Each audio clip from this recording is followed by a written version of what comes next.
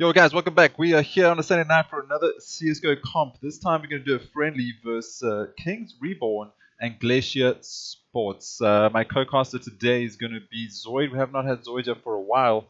So yeah, this is going to be exciting. It's going to go down. They're busy in the veto process. How are you feeling about this one, Zoid?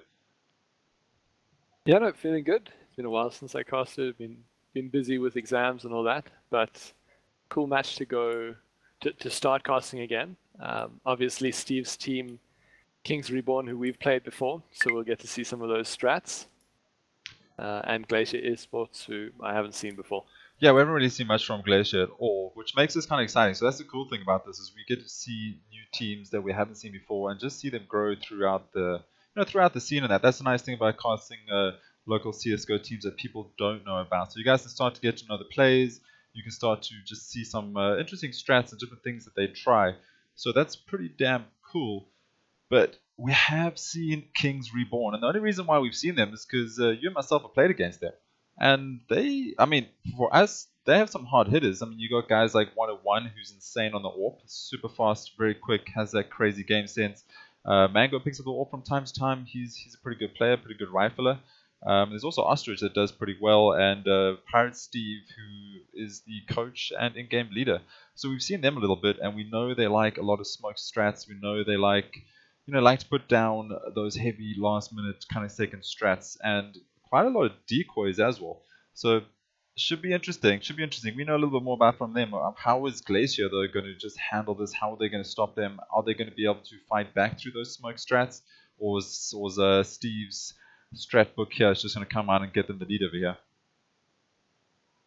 Yeah, a lot of Kings Reborn's like strats seem to have taken some inspiration from that old Na'Vi playstyle. You know, when they wait for 20 seconds left on the clock, throw the smokes and rush onto sites and just, kind of just trust their entries that they're going to get those kills and get the bomb down.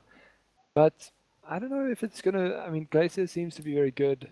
I've seen one or two of their players play before, and they seem to have some good aim. Yeah, definitely some aimers on their side. So definitely some aimers. Waiting for the broadcast to come through. Looks like the first map that's loading in is going to be Mirage. But we're just waiting for the broadcast to come through, and we can go straight to the game for you. And there we go. Looks like guys have loaded in, so we're gonna jump straight through. There we go. We'll jump straight through to the warm-up so you guys can see these players warm up a little bit. They're playing friendly, so this is a BO3, best of 3 maps. First map is going to be Mirage. And everyone is just coming up for warm-ups at the moment. Everyone's loading in, everyone's getting ready, everyone's getting excited. We're excited. Zoid's here. We're going to cast the hell out of this. So Kings Reborn won the knife for the veto, and they chose Mirage, which is the map that we're on at the moment. And Glacier chose Cobble, so that'll be the second map, which we'll definitely be going to, and then we'll have to see what the third map is when we get there, if we get there, or if this is just going to maybe be a quick 2-0 from one of the teams.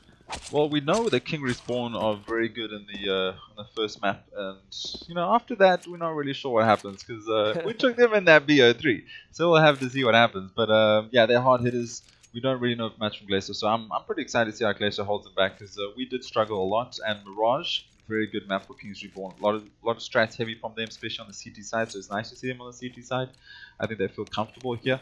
I'm quite excited to see how many rounds they come off. And here we go. We're going straight into the pistol round now on Mirage. And this is Kings Reborn. They're playing that with Ostrich, Mango, 101, Pirate Steve, and Cyber. Pirate Steve picking up the coach and IGL situation over there for them. And then on the CT side, we have Hazy, Wabbit, MC, Epix, and Stick. And there we go. Mango finding the first kill on lowers, taking down Wabbit in that lower situation. Now Cyber here, he's waiting up and uppers with the bomb. So the bomb is making its way towards B. And as I said, these decoys come through. The CTs have started moving all the way through. And here we go. Epix, can he find the player? Cannot Ostrich find another player? Mango getting another player. And here we go. Mango with another headshot into Epix, and one player left. CT Hazy finding a shot. But this now is currently sitting on a 3 versus 1 situation. Bomb is going to go down. And this is what I was talking about. These decoys, these foxing plays. They're busy playing Kings Reborn and playing mid. They go straight up mid into connector. They find all the kills, but CTs obviously start rotating over. And Bomb is already on B. GG, round 1 goes to Kings Reborn. Yeah, so, I mean, good plays from Mango there, and Ostrich, who I think was boosted into mid, and managed to get a few kills there. So the first round going to Terrace, and it seems like Glacier opting just to completely save here. They don't buy anything. Yeah, you don't want to buy anything from the CTs at the second half. Or usually you force buy, should I say. Am I right? So usually force buy as much as you can. But it looks like they're opting to save and rather just get that full AWP situation coming out in the rounds ahead. So you can either full buy, try to get some UMPs in that, but they didn't find any kills. There was 1 or 2 kills coming from the CT side, so the money was not great. So I'm okay with the full save coming from them. And then obviously the Terrorist going with a full buy after the bomb down. That is ballsy. Terrorist usually save here to go to the AK in the third round, but they're feeling confident, they're feeling strong, and not a bad decision. Yeah, they'll definitely take this round if they can make use of those extra guns, you know. But I mean, MC manages to get a kill there with a USP only. Yeah, USP. That as I said, I'm okay with the save round if they're going to start hitting shots to the USP. So that was MC just taking him down there by TV Room. Bomb is by TV Room again, and I think Kingsbury Reborn needs to be careful they don't play the same strats over and over. Here we go. Will he find another shot? No, he won't. Cyber takes down the kill. So there we go. Cyber finds MC, but Stick with the USB finds Mango. So we have a 3-on-3 situation. USB just coming out strong here, and UMP damage is not looking good for King's Reborn. But never mind, Ostrich with that Galil takes down Hazy, and there we go, 1-on-1 finished off. There is one last player from the broken wall area, and this is looking dangerous. Glocks comes out, Glock power with a couple of shots, and that is another round. That was looking a bit scary there, Zoid. Yeah, those USP kills were well found by the CTs there, but in the end, King's Reborn prevailing that round. And again, another save here from the CTs, of course, as they lost that second round. Got a Deagle on MC and some P250s on the rest of them. Maybe they can pick up a gun from the terrorists, but they will be able to buy the following round. Yeah, definitely, and they don't have to worry too much. They can lose this round, it's fine, it's alright. Give the 3 rounds to King's Reborn, but obviously if they can pick up a weapon or 2, we can see what they could do with the USB. So if we see some Deagles and P250s coming out, this could get a bit dangerous. And Hazy has been blocked off by the smokes. That's what I'm saying, these smoke-heavy strats coming out. B side has been claimed, but Hazy, he's finding some people on the top of the smoke. Can't connect it though, and there we go. Epics pushes through the smoke, just can't take down Mango. Mango sitting on 19 HP. And that could have been dangerous, but never mind though, the bomb is down. 101 getting that molly, 1G's up on the stairs. And here we go, 101 just finding the last players, and Stick 1 vs 4. Will Stick find a kill? There we go, Stick finally finds Pirate Steve. He did try working that early on when he pushed through the smoke, couldn't find it up, but near the end takes down Pirate Steve. Pirate Steve should have run back and just saved that, but I guess, you know, third round, you have the money, you want to buy up those AKs. I guess it just does not matter anymore to have those UMPs. Yeah, I actually quite like that from the terrorists. It's something I thought about the other day. They threw their weapons away at the end of that round because they know they're buying AKs, and they know if the CTs for some reason can't buy fully, if they perhaps forced the round before, they can't go into the terrorist spawn and pick up the UMPs. So that's a pretty cool move there. Yeah, very well played there, man. As we said, we've got to watch about these strats from King's Reborn. They've been working heavy for the past month, I think I've been told, just purely on strats. So there's going to be a lot of smokes coming out, a lot of mollies, and Glacier is going to struggle trying to figure these players out.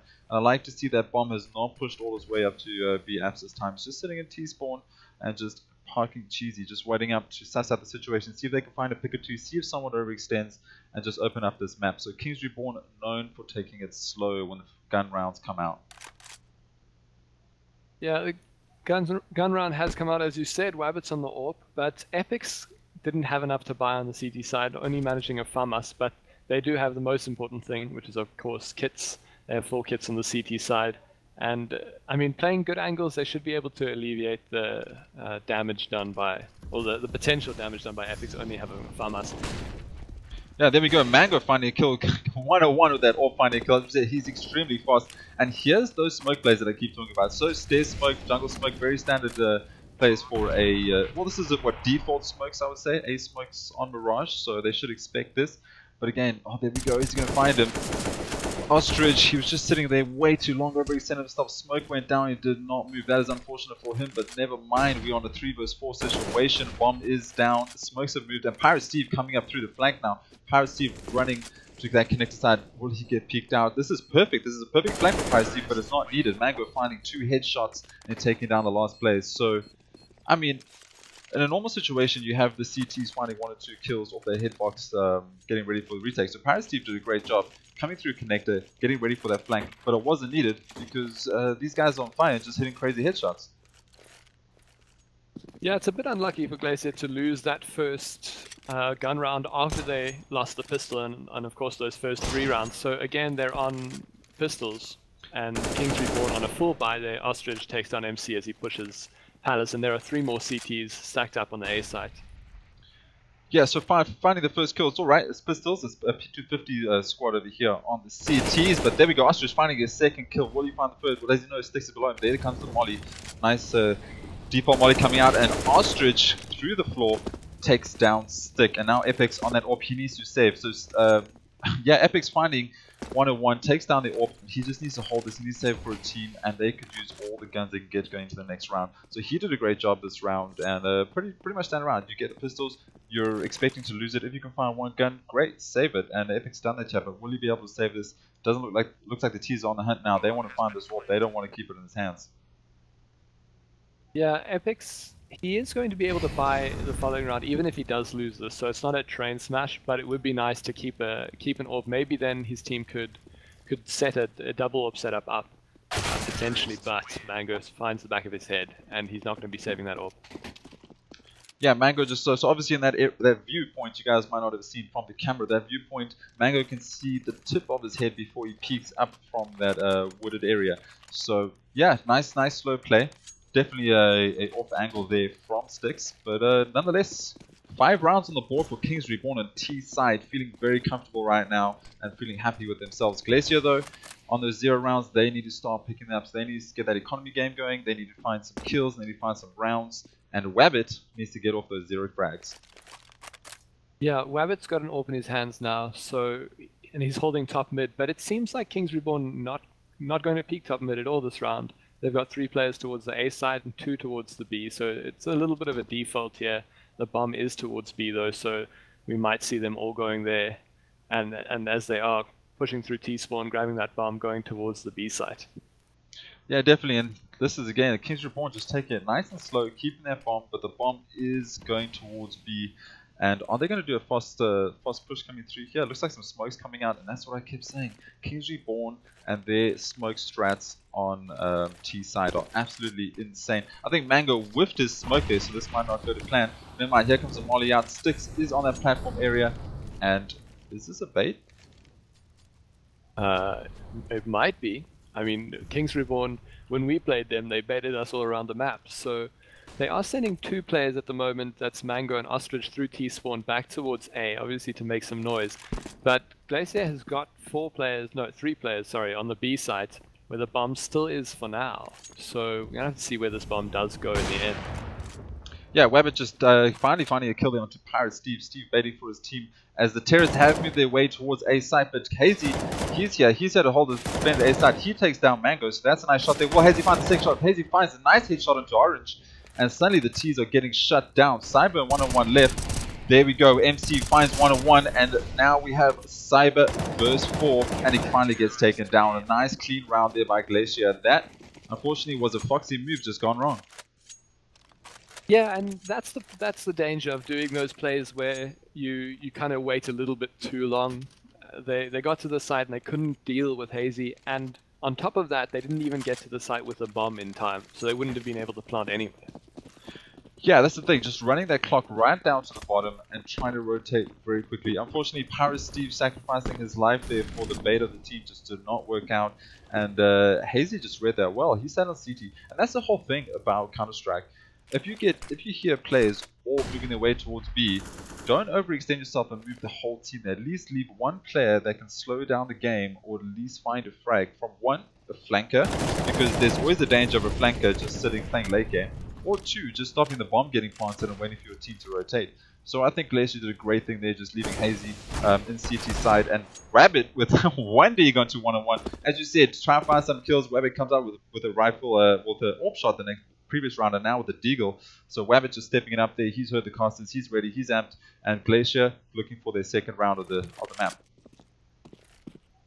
Reborn seems to like leaving this bomb towards the B site, and I think it's because, of course, they can just go straight B, or they can go lows, or they can go top mid with it. And it seems this round they're making a fast top mid play over Cat, but Epic's shutting down Cyber, and Wabbit's still on Cat. He manages to take down Pirate Steve and Mango. Great plays from Wabbit. He's now picked up an AK with 3 kills this round, and he just needs to find Ostrich, and he does. 4K from Wabbit. Yeah, Cyber just having an over-like spray down there onto Connector, unfortunately. Just not connecting his shots and not getting that kill. But Wabbit, he's right there with that deagle. 3 deags, 1 round. Finally stepping out. Wabbit, he just gets straight to the top of the leaderboard. Maybe we should just tell everyone that's bottom fragging just to step it up and see if they step it up within 2 rounds. Because that was 5 rounds, or 5 kills in 2 rounds for Wabbit. That's insane. Yeah, I mean, he's put himself to the top of his team's scoreboard now, but a fast play from the terrorists into mid, but they've only got pistols, so let's see if they can get anything to down. Wabbit is down to 15 HP, Ostrich just misses the jump into Sniper's there, and it seems like the T's are getting shut down. Mango and 101 are the only people alive, but Epix is down to 14 HP, so potentially another kill onto him if he overextends. Yeah, that's the thing, but this was a pistol save, so it's nothing they aren't used to. They thought they were going to lose this one. It's all good. Picking up some deagles, see if they can get one of those one taps, turn it into something, but it's okay. They've lost this. It's fine. They have 5 rounds on the board. They can get more. MC, he's coming for the flank. MC finds the easy kill, takes down Mango, and that is the round. 3 to Glacier, 5 to Kings Reborn. Kings Reborn still feeling very comfortable in this situation right now, and surely guns should come out, and we should see some strats. So Glacier has been stabilized a little bit now. They lost the first 5 to Kings Reborn. They got 3, but they've got a bit of a bank here, almost 7k on 4 players, so they can lose a round or 2. I think they're feeling a little bit more confident now, peeking those more dangerous angles and actually getting some stuff done. Wabbit again is holding the mid side, but Kings Reborn seem to not really like taking mid.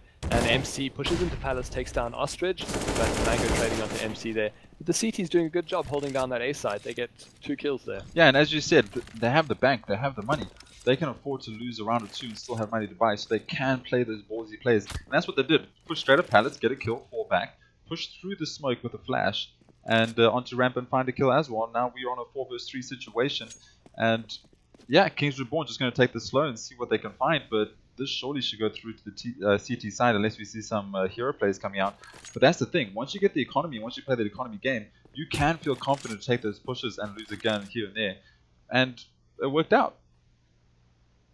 Yeah, and the great thing about the situation for Glacier is they can put 2 players on each site, and they know 2 players up against 3 players, they can pretty much secure at least 1 kill and make it all right for the T's, for the CTs rotating in. Now, fast play here. Whoa, crazy. What? 101. 101, just insane getting that AWP shot straight off, and Mango with the drop headshot. Oh man, this is insane. 101 taking another kill there. 2 apiece for Mango and 101, and Wabbit is the last man alive on the CT side. He has an AWP, so he can potentially do this, but he's mollied off there, and I think they know where he is. Mango holding towards kitchen, and also 101 up in apps. He's holding that window, just a slight angle there.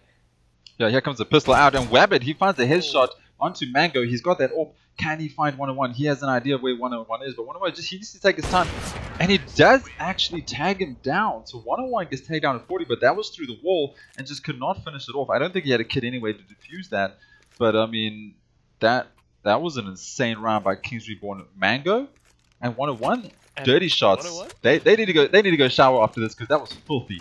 But never mind, they get another round on the board. Kings Reborn sitting on 6, and 6 T-side Mirage.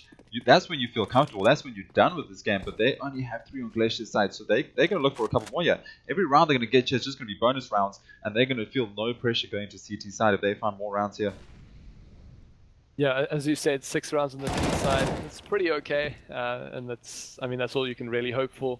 But Hazy pushing through the smoke that takes down Cyber. So as you said, it's not anything now is kind of like bonus. You know, you go into and you say, okay, well, we won the half, so we can do what we want. We can make ballsy plays on the CT side like Glacier is beginning to do now. Although this round, it's a little bit more dangerous to play plays like that, because if they lose the economy here, they might be in for another 2 or 3 losses. But Hazy's doing great work on the ramp there. He takes down Pirate Steve as well, and he keeps peeking.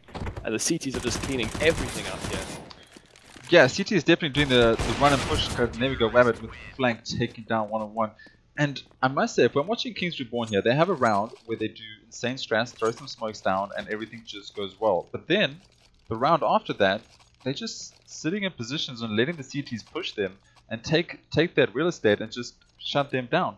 I'm not really sure what's going through the minds here of Kings Reborn, but they need to get that confidence. They need to be, yeah, get those strats down, but also be like, if we're not going to do a strat run this round, let's just run and gun it and just rely on our aim, because you do have guys like 1-on-1 that have insane aim, and here comes Jumpers, but we do have those guys like 1-on-1 that have crazy aim. You have Mango with the, you know, he's got crazy aim himself with that rifle, so just feel a bit more confident, get into it. But Rabbit though, he's finding a kill. Will he find another one? Rabbit, oh, a nice flick onto 1-on-1 in mid, and Rabbit, he just surely needs to move off. He has 6 HP, just live another day, back off, and don't give them any more kills here. But there we go, Pirate Steves finds Rabbit in through the mid connector, over through that wall. And this is a 3-on-2 situation. Pirate Steve and Cyber versus 3. There we go. MC finds another kill.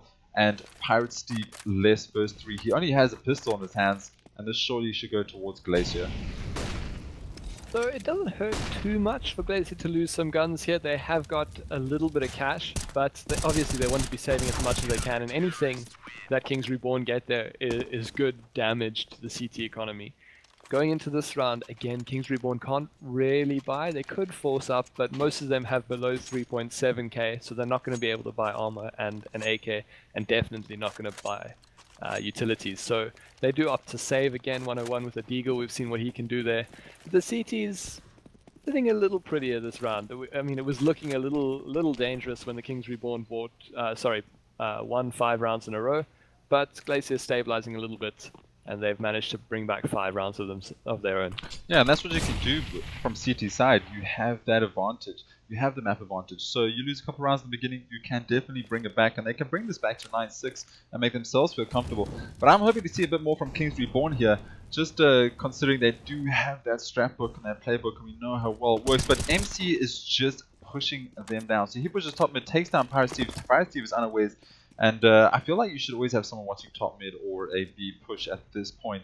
But never mind, Hazy, he's looking for some more kills by ramp. And there's just a lack of confidence by Kings Reborn, I think. I'm not sure, Zoe, what do you think about the situation where Kings Reborn finds 5 rounds and suddenly just can't find anything after that? It just looks like a totally different team from the first 5 rounds we saw. They seem to have lost a little bit of confidence, but we have seen 2 or 3 save rounds here, but Mango does manage to get 2 kills this round and a 3rd there onto Epic, so this is looking even more dangerous for the CT side. Wabbit and Stick, although they do have full HP against very low HP terrorists, they've lost a lot of guns this round. And looking at the money there, Epics, Wabbits, and Hazy don't have too much. All have around about or at least under 3k, and the terrorists now pushing into the B apps area, and it doesn't really seem like anyone's here. Wabbit though has the backstab on Cat, and he misses that flick onto the terrace there as they jump onto the B side, so it seems like they will get the plant here. Yeah, Mango though gets taken down to 4 HP, so this should be a fairly easy retake. But Ostrich, I'm not sure if we saw boxes there or Sticks his head, but on our X-ray we obviously saw things differently. And there we go, Wabbit finding the kill. He's got to find this last kill. 4 HP. He does not know this pistol comes out. There we go, Wabbit with the headshot, and Wabbit has definitely stepped things up in this half. And we're sitting on a 6-6 scoreline. So can we please see another strat there from Kings Reborn? I want to see smokes. I want to see mollies. I want to see aggressive plays. I think we'll see that this next round. Kings Reborn definitely have money to buy here. They'll get their utility. They'll be able to put on those smokes. The thing that really threw us off when we played them a little bit was the fact that they double, triple, maybe even quadruple fake. They just ran between the sites and eventually chose a site, and we had no idea where we were, what map it was any longer. So it seems like the terrorists are going to be putting smokes towards A again, just tried and true Mirage A smokes. But I don't know how well it's going to work, because the CTs do have 4 players towards the A side as MC finds the first one on the 101. And now Mango running out takes Epics. Hazy gets 3, Hazy gets 4. Well played by Hazy. He's put himself up to 14 kills. MC Wabbit also on 11 kills. So the CT's stepping it up. Yeah, Hazy just holding that angle, gets a 4K with a 1 magazine of that gun, so that was insane. But MC, he's just pushing all over the place. He was top mid a round ago. Now he went into Palace and pushed, and he's just finding frags every time he pushes. So I don't know, the T's need to just realize that these CTs are playing aggressive. They're playing the T strats, they're pushing themselves, and they need to get shut down. They need to put Kings Reborn players all over the map, sit back, wait for someone to overextend, shut down the player when they do overextend, and then burst onto a site, because, you know, Glacier are just not giving Kings Reborn enough time to set their strats off. And can Ostrich find a kill? There we go, Ostrich finds Rabbit. So finally the top frag of Rabbit has gone down, but Ostrich unfortunately just overpeaks himself, and MC is there with the AWP. As I said, MC top mid, Palace now in connector, gets an insane headshot on Pirate Steve. That was an insane flick there by MC, and Kings Reborn just starting to unravel and just fall apart here. Yeah, it seems like a bit of a breakdown from the T side strats, but it also, I think we have to give a little bit of credit to the CTs, because they're finding the number, as we would say, of Kings Reborn. They're getting to know the strats. Mango takes down Epics though, and again, every kill they get this round is just damage to the CT economy. But I don't know, the CT economy is really rolling now. I mean, Stick is on 10k, so they can pretty much buy for the last 2 rounds of this half. So I think they're all right with losing guns here and there. There are only 2 terrorists left alive, and Mango does find MC. So now it's a 2-on-2. So looking a little bit more dangerous, as Stick is all the way on the B side, and it's only Hazy. And we've seen him here on the A side alone before, and he takes down Mango as Mango tries to no-scope him, and Hazy just doesn't find that last kill. Yeah, it's currently on a 1v1 situation. Sticks versus Cyber. M4A1S versus M4A1S. Bomb is going down, so time is running out, but Sticks doesn't have time. There we go. Cyber finally knows where Sticks is. Sticks is going to go up in the box. Will Cyber find this? Cyber, he sprays down and he gets the kill. That is another round to Kings Reborn. 7 all, and I take that back. So Kings Reborn not getting shut down, but just surviving by the skin of their teeth in this last round to find that point. And I must just say, I agree with your point though, that the CTs have done a great job to just read out the situation here from Kings Reborn and realize that Kings Reborn is playing the clock down, throwing down their smokes and going at the last second. And instead of waiting for that to happen, Glacier just running through the smokes, finding the frags and then falling back. And here we go, MC finding a nice shot into 1-on-1. 1-on-1, very dangerous player for Kings Reborn. That is going to hurt them going into this next round. Yeah, it seems like MC and Wabbit have switched it up. MC actually taking the mid area, and that seems to have done wonders for the team. And now, again, Kings Reborn have 4 players towards the A side. They're not doing as many fakes as they normally would. And it seems like one of the players getting tagged up there. Mango goes down to Wabbit eventually with the AWP.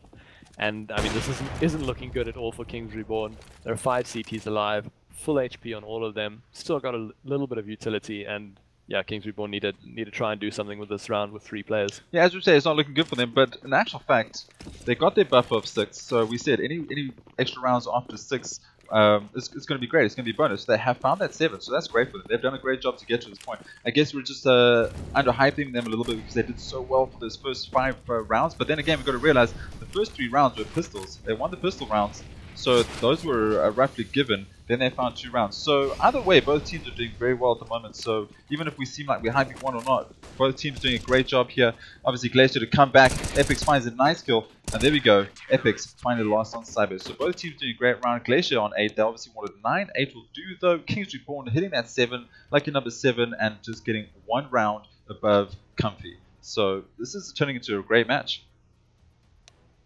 Yeah, a great match so far.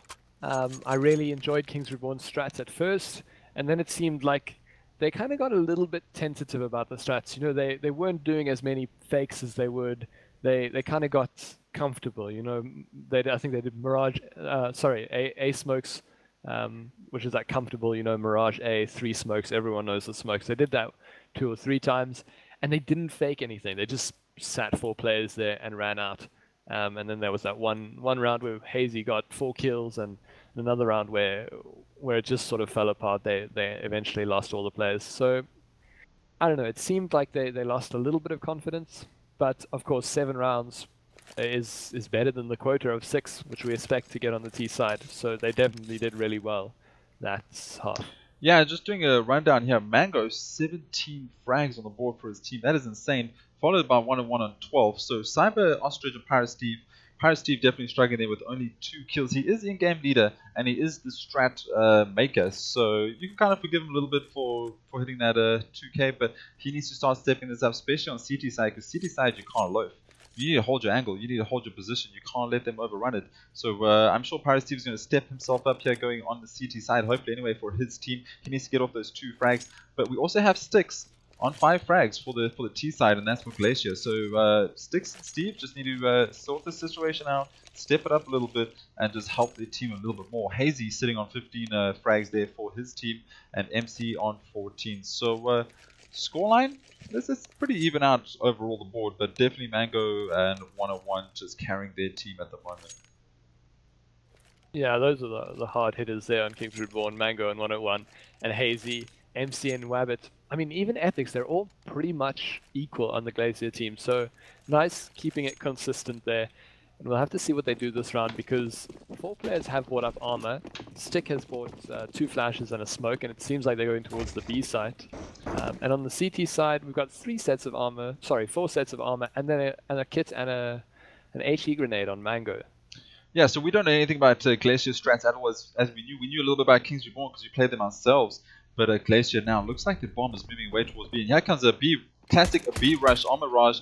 And Mango finds 1 headshot. Can't find the one through the window. Finds 2 other headshots. Mango shuts down and just saves the whole of B site. That was dirty. Mango, please give lessons to everyone. That was insane. Just finding all the heads after an awkward situation of that one player trying to jump through window. That one player was just like, I know Mango's here. I want to jump through the window because I do not want to get headshot. Survives, but there was a player at Cats. Mango just shutting down B site, and a great first round for Kings Reborn. Yeah, Mango up to 20 kills, so well played by him. Almost double the kills of the next player on his team. And this round, the terrorists just opting to save everything. Glock rush, put the Glocks on burst for kicks and run onto the B side. But Amali is there, does some damage. Ostrich and Mango finding 2, and it seems like they've turned around. Epics and Wabbit and Hazy all turning around, seeing if they can get maybe just a little bit done with these Glocks. But I don't have much confidence in Glocks versus UMPs, Pharmacists, and MP9s. Yeah, not with Mango hitting disgusting shots like that. If he can hit them with the UMP as well, we gotta watch out for you. And just to note, Mango is apparently 13 years old.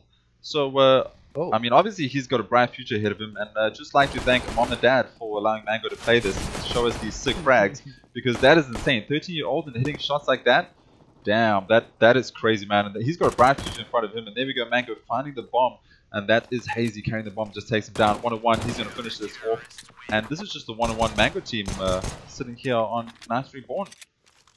I mean, do you think he'll make it all the way through the BO3? I mean, it's getting to 20-9. It's a little bit late. That's fine. I just called his parents and I said we'll have to let Mango play. He's carrying right now. You know, yeah, that's cool. We're close like that. It's fine. That's not a problem. Mom, I'm clutching. Mom, look, I'm clutching. That's funny, man. Yeah, it's cool. It's all cool. Mango can stay up. They're gonna win this in 2-0. Otherwise, he'll have to go to bed for the 3rd map. They have to play 4 vs 5. It's all good. He's got this. But never mind, it's nice to see young players stepping it up and coming into the scene and getting serious in a team like this and actually finding crazy frags. Carrying his team at that age, that is insane. And here we go. Pirate Steve, he's in the palace area. He finds 2 kills. 1-1 just shutting them down. And we've got Hazy versus 3.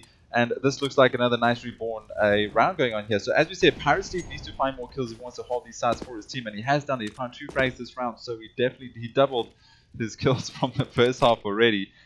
And now Hazy with the bomb trying to make his way towards B. But Mango, this 13-year-old powerhouse, just running to B to hold it up. And this is going to be dangerous.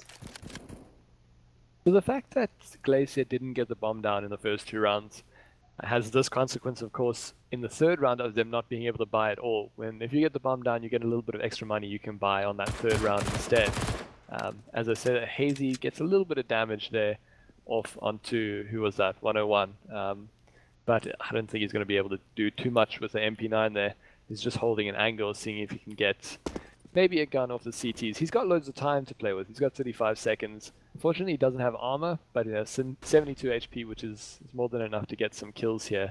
Does he find one? No, he doesn't. Ostrich takes him down. So a little bit of hype there that was unwarranted for Hazy, but Hazy is 16 kills up on the T side. He's doing really well. Yeah, so Hazy doing well for his team, just not well enough just yet, but that was the pistol round. So you can kind of forgive them for that. And here comes the first buy of this half. So now this is where things get interesting. So we got it off there onto Wabbit, so he's surely going to go through to that midsection.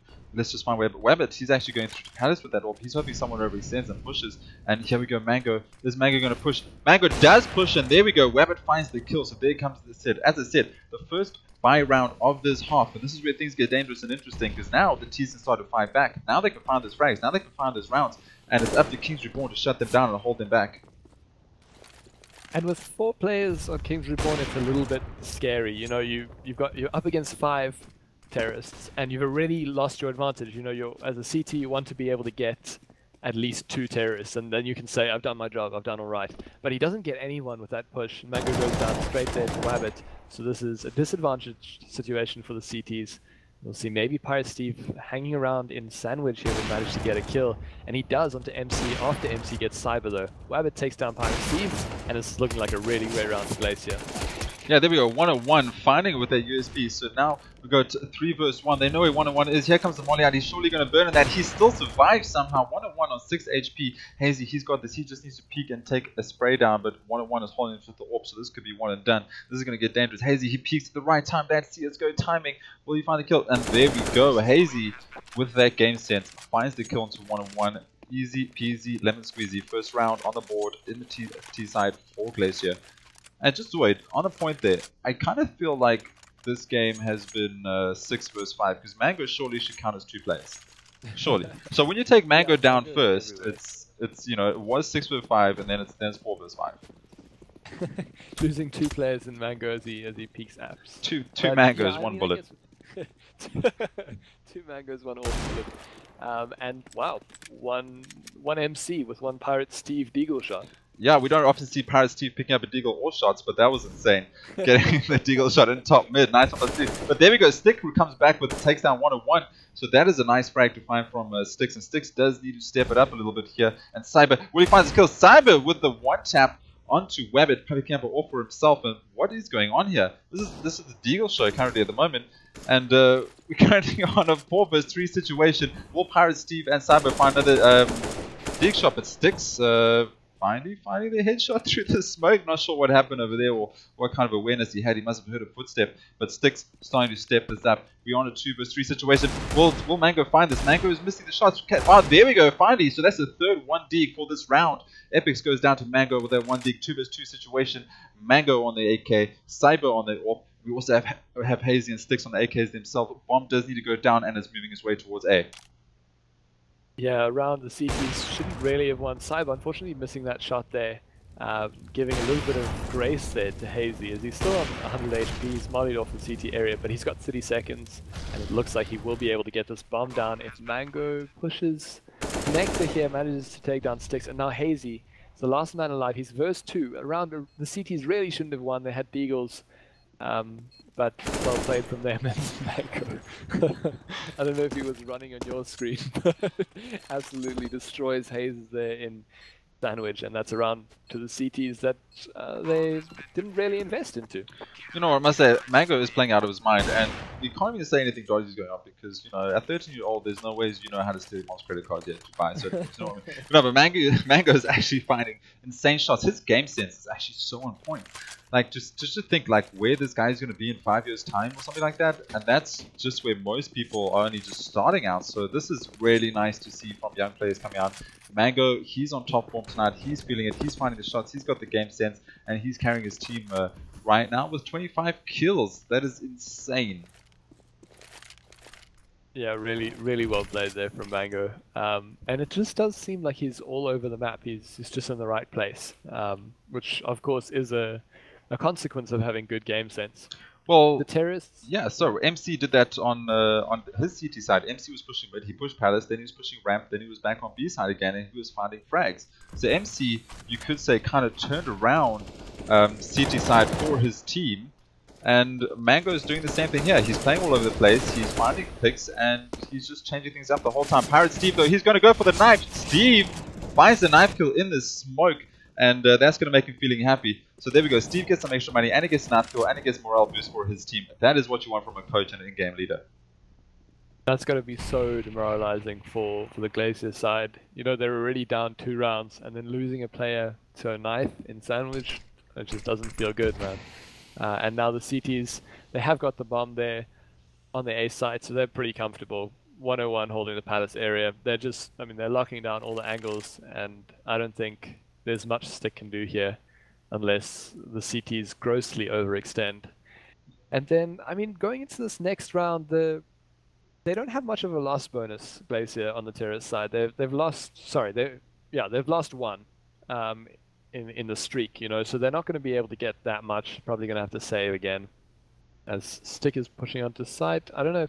He's got 10 seconds. He has to decide. I think he's going to save because he won't get enough money to rebuy what he has if he dies. So it's a better idea to just save and not get any money, and at least have the armor and the AK into the next round. Yeah, I think if Sticks had to push their 1 vs 4 situation, we'd probably have to stop the stream because we'll just turn into full Silver Squad. But never mind, Sticks does decide to just save that weapon. And that's, as you said, they don't have the economy to keep buying up. They're pretty broke economy-wise, so Sticks does need to keep that. And then you try and find 1 kill. If you can find a kill, get another gun onto a T-sided player's hands, then maybe they can work with something and bring something back here. But nice save there by Sticks, a nice round there by Reborn. Pirate Steve getting a disgusting knife kill through the smoke, and he's going to feel good about that one. Unfortunately, Sticks just missed up his smoke, and there we go. We got Ostrich and 101 just coming from the flank, and they just pushed straight through the whole team and found all the kills. It's a massacre. It's a disaster. Someone called the police. We have a murder on our hands. That was insane. 101 just with the flank pushing, finding the kills. And now it's MC versus 4. And that's what we're saying. If you're going to be ballsy here and just hit those flanks and play those odd angles or things people wouldn't think about, you're going to find the kills. And that's what 101 did here. And that's what Mango's been doing. And that's what MC was doing previous half. Yeah, Kings Reborn it's just confident play now. They're up 13 rounds versus 9. And they know that the Glacier team were on a save that last round, so they can just push, they can do whatever the hell they want and guarantee another round for themselves. And this round, I think this is getting pretty do or die for Glacier. They need to start stringing some rounds together. They have got utility, they've got AKs on 4 players, Stick taking that UMP, taking one for the team. And I'm liking this, a little bit of split up. Wabbit's playing in mid, we've got 2 players towards A, 2 players towards B. So they're feeling out the CT side.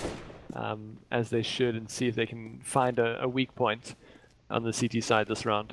Yeah, definitely. And if we look at the scoreboard, Mango finding Wabbit top mid with that AK. I wouldn't have peeked that top mid with AK. You know these orbs going to be in snipers. But never mind. As we look at the scoreboard now, we got the CTs all on double digits.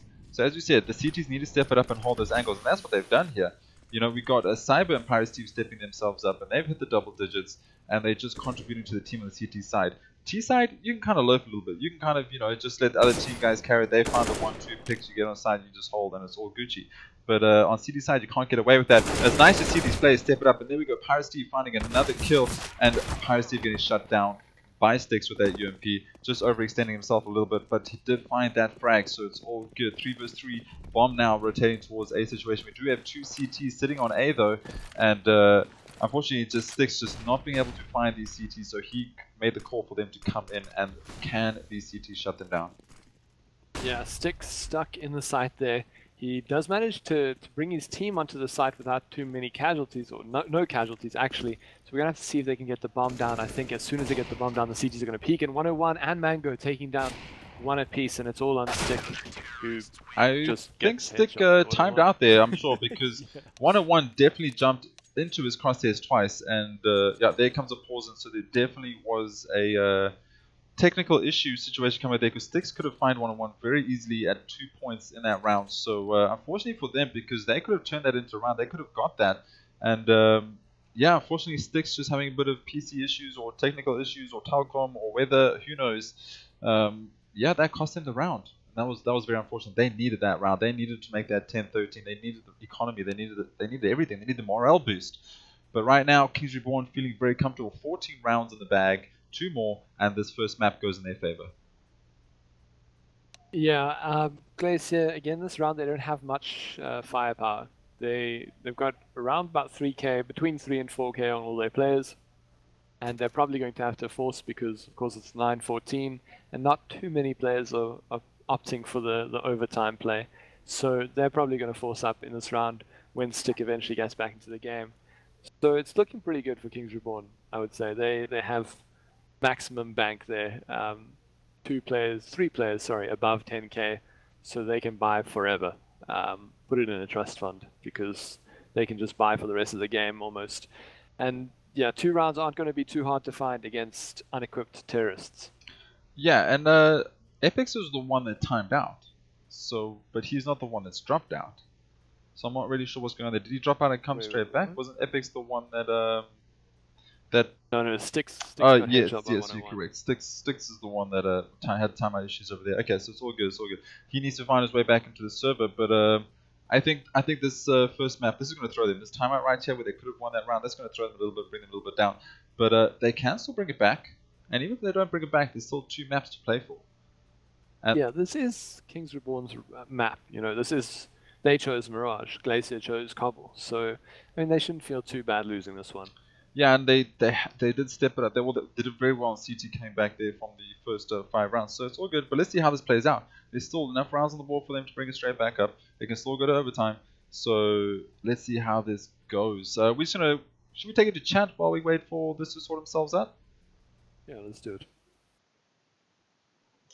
Cool. So while we wait for Sticks to sort out his issues at the moment with his pause, if you guys want to drop any questions, you just say what's up, anything like that, we can answer it right now. Otherwise, we'll just park out and wait out and see what goes on, and we'll let you know when the game resumes. Let's just read some of the things. So we got the Seeker, Little Fuzzy, Meering Stratum, Melvin, Mo, and Kiwi. Welcome to the chat, guys. A whole bunch of other guys, but these are just guys I'm reading from that have typed something. So to everyone, welcome, enjoy. I hope you guys are enjoying the game so far. It's an insane game between these two. If you have any questions, just let us know. What happened on CT side for Glacier? CT side I think they struggled the first 5 rounds. Kings Reborn got the first 5 rounds and just bagged those first 5 rounds. Got the pistol, took the first 3 rounds. They took the 2 buy rounds after that. Felt very confident, tried some ballsy plays, and just got a whole bunch of rounds on the board. Glacier, though, however, did bring it back. They brought it back to, it was 8-7 if I'm correct. So they did very well to bring it back. It was a good scoreline in the beginning, but they just struggled. They're just struggling currently on T side to find those rounds. Because obviously Kings Reborn finding the pistol took them up to 10. And the buy rounds have just been super dangerous. So Kings Reborn, this is their map. So don't stress too much. We do have more maps coming. How long have you guys been casting? Zoid and I... Or Zoid, do you want to take this one? Or I guess I could take this one. I guess I've been casting more than you, dude. Sorry. It's just because I've been casting a little bit more than you. Yeah. So Zoid and I decided we're going to cast together about 2 months ago, I think. And we've probably... I think it was longer. A little bit longer, maybe two and a half, 3 months, maybe. Almost when you started the stream. Probably a month after I started stream around there. That was like five-ish months ago. Just call me out on stream, bro. So about 5 months ago, but so we've done about 6 games together, I would say, and then I've done a couple of casts with Recoil. So yeah, probably about 5 months, but just on and off. It's like the boyfriend who gets the anniversary wrong, dude. I'm like, no. Don't forget when we started this. Yeah, you're right. You're going to play after this cast. Ryan, I most likely will play a game or 2. Probably not going to be streaming it though. And we're back in. Yeah, we're back. What is the time I need to go to the restaurant? Melvin, the time is currently CSGO time. We're jumping straight back in. And here we go. So the timeout is done. The pause is finished. And Glacier vs Kings Reborn. First map on Mirage. Best of 3. Glacier sitting on 9 rounds. And we got Kings Reborn on 14. Feeling very comfortable on CT side. Yeah, Glacier have indeed brought up this round as we expected. And they're taking a little bit of damage here right early in the round. 101 takes down Hazy. Stick is down to 5 HP. So not looking that good for them, but we'll see what they can do. Mango takes down Wabbit. And now as they try to push onto the B site, MC takes down Ostrich, but there are still players to deal with him. Wow. I mean, he's completely turned that around there. Stick and Epix getting some kills, and it's a 2-on-2. Yeah, 2 vs 2 situation. Stick's finding 2 kills in mid. Did not expect that at all, considering he was on like 2 HP. But never mind. If you have the aim and you have the guns, then you can definitely do it. So Bomb is going down. MC on 12 HP. Epix sitting here with the AK. And they just need to hold this, but Cyber, that was an insane shot there by Cyber. Epix, he's on full HP, but he gets taken down by Cyber, but the calls did not come in. TeamSpeak broke, and that was very unfortunate. I'm not really sure what happened over there because Epix could have just hidden behind the wall and just waited for that round to diffuse itself, or the bomb to just run out. But unfortunately, I think there's some lack of communication. The kill came in, there was no communication for him to hide, and that he was in kitchen, and the bomb gets diffused, players get shut down. And Cyber, did you see that shot as Cyber ran through kitchen through that door? Yeah. That was insane. Yeah. That was insane. Cyber finally stepping it up for his team and getting those frags. The unlucky thing there is Cyber was on 9 HP and Epix had the positional advantage, so he definitely could have won that round. It could have been a little bit different, but Kings Reborn up to 15 versus 9 on the Glacier side, and 2 kills have already happened. MC going down on the Terrace side, and Mango going down after getting a kill on the C. I think you mean 3 kills as Mango just counts for 2. Hazy though, finding a nice headshot through the smoke there, 1-on-1. He gets fragged down to Sticks and Palace. 3 vs 3 situation currently. They do have utility still in their hands, but well, CTs do anyway. The T's currently lacking. They only have 2 flashes to try and get this bomb down. Steve with some great timing there takes down Epix and Wabbit, and now Hazy, the last man alive, has to take down Ostrich and 101 if he wants this round here, and it's going to be a tall order because 101, wow, he misses that shot, uncharacteristic of him, but Hazy manages to take down Ostrich, and he's got a chance here. There we go, call comes in. Hazy has run low as he's decided not to take this battle 1-on-1 because 1-on-1 with the AWP, I wouldn't even try to take that battle. And Hazy on 11 HP, he's running towards B, bomb in his hands, and the call has come in. Both Kings, both 1-on-1 is rotating as well. Will he make this jump? He's wasting a lot of time. He's going to go for Cat. He's going to do it. He's Foxy 007. There we go. James Bond over here just jumping through windows. Okay, so now King Reborn, he's got to get this frag. Hazy only on 11 HP though. Yeah, Hazy, I mean, he's a little bit positionally challenged here, I guess. It's kind of one and done. I mean, Hazy on 11 HP, but if he manages to find 101, if 101's not looking towards Van, he might get this, and he does. 101 looking the wrong way. Hazy just snaps his head off there and gets the 10th round for Glacier. Ostrich HP, very low. Hazy didn't have much HP that round.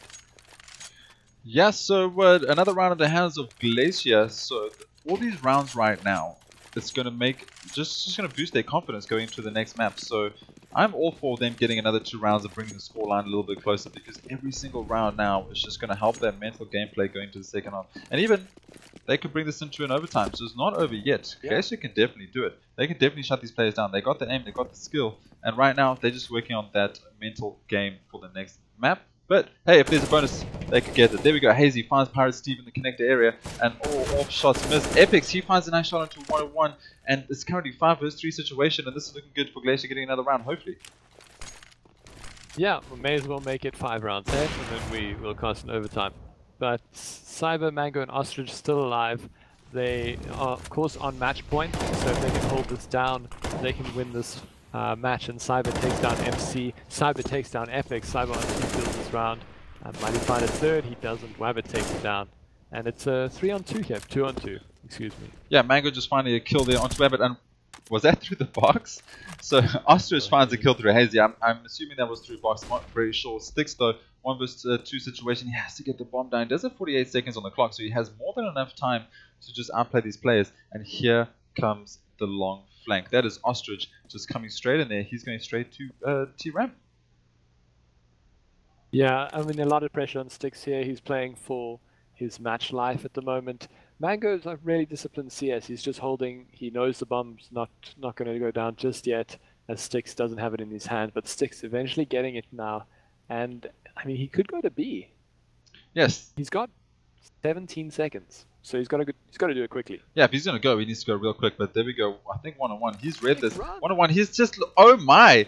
He just outpassed Mango. So that was Mango, not 1-on-1. He outpassed Mango. Mango looks into CT for the save. I'm not sure why it was saved, because they don't have enough rounds to save. He had to get the bomb down. Mango, you made a mistake, but can you find it? No, you can't. So Mango, just unfortunately, just letting Sticks survive there. Sticks with the AWP. And now 1 vs 1 situation. Bomb is down. Ostrich versus Stick. That was way too close, man. Stick getting it down just in time here. And now Ostrich, the last man alive for the CTs. He's pushing Cat. Stick, I think he's going into kitchen now. So if he's planted correctly, he might have it. But Ostrich smoked and he's just sticking it. I think he's going to get this. Oh my. Yeah. Ostrich sticks it. Throws don't fake. Sticks it through the smoke.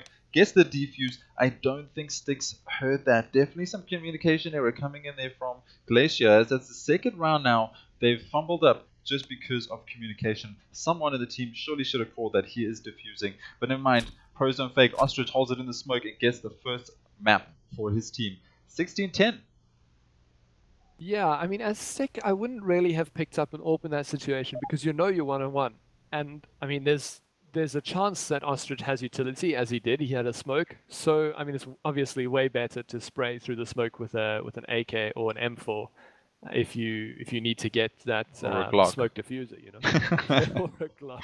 Although I think he started out a bit too late, you know. Yeah, but I must say, Mango, he was looking at CT spawn to try and find the player, and you know, Stick's just jumping through into kitchen. I thought he was gonna clutch it. That was a clutch move. That was some crazy movement from him.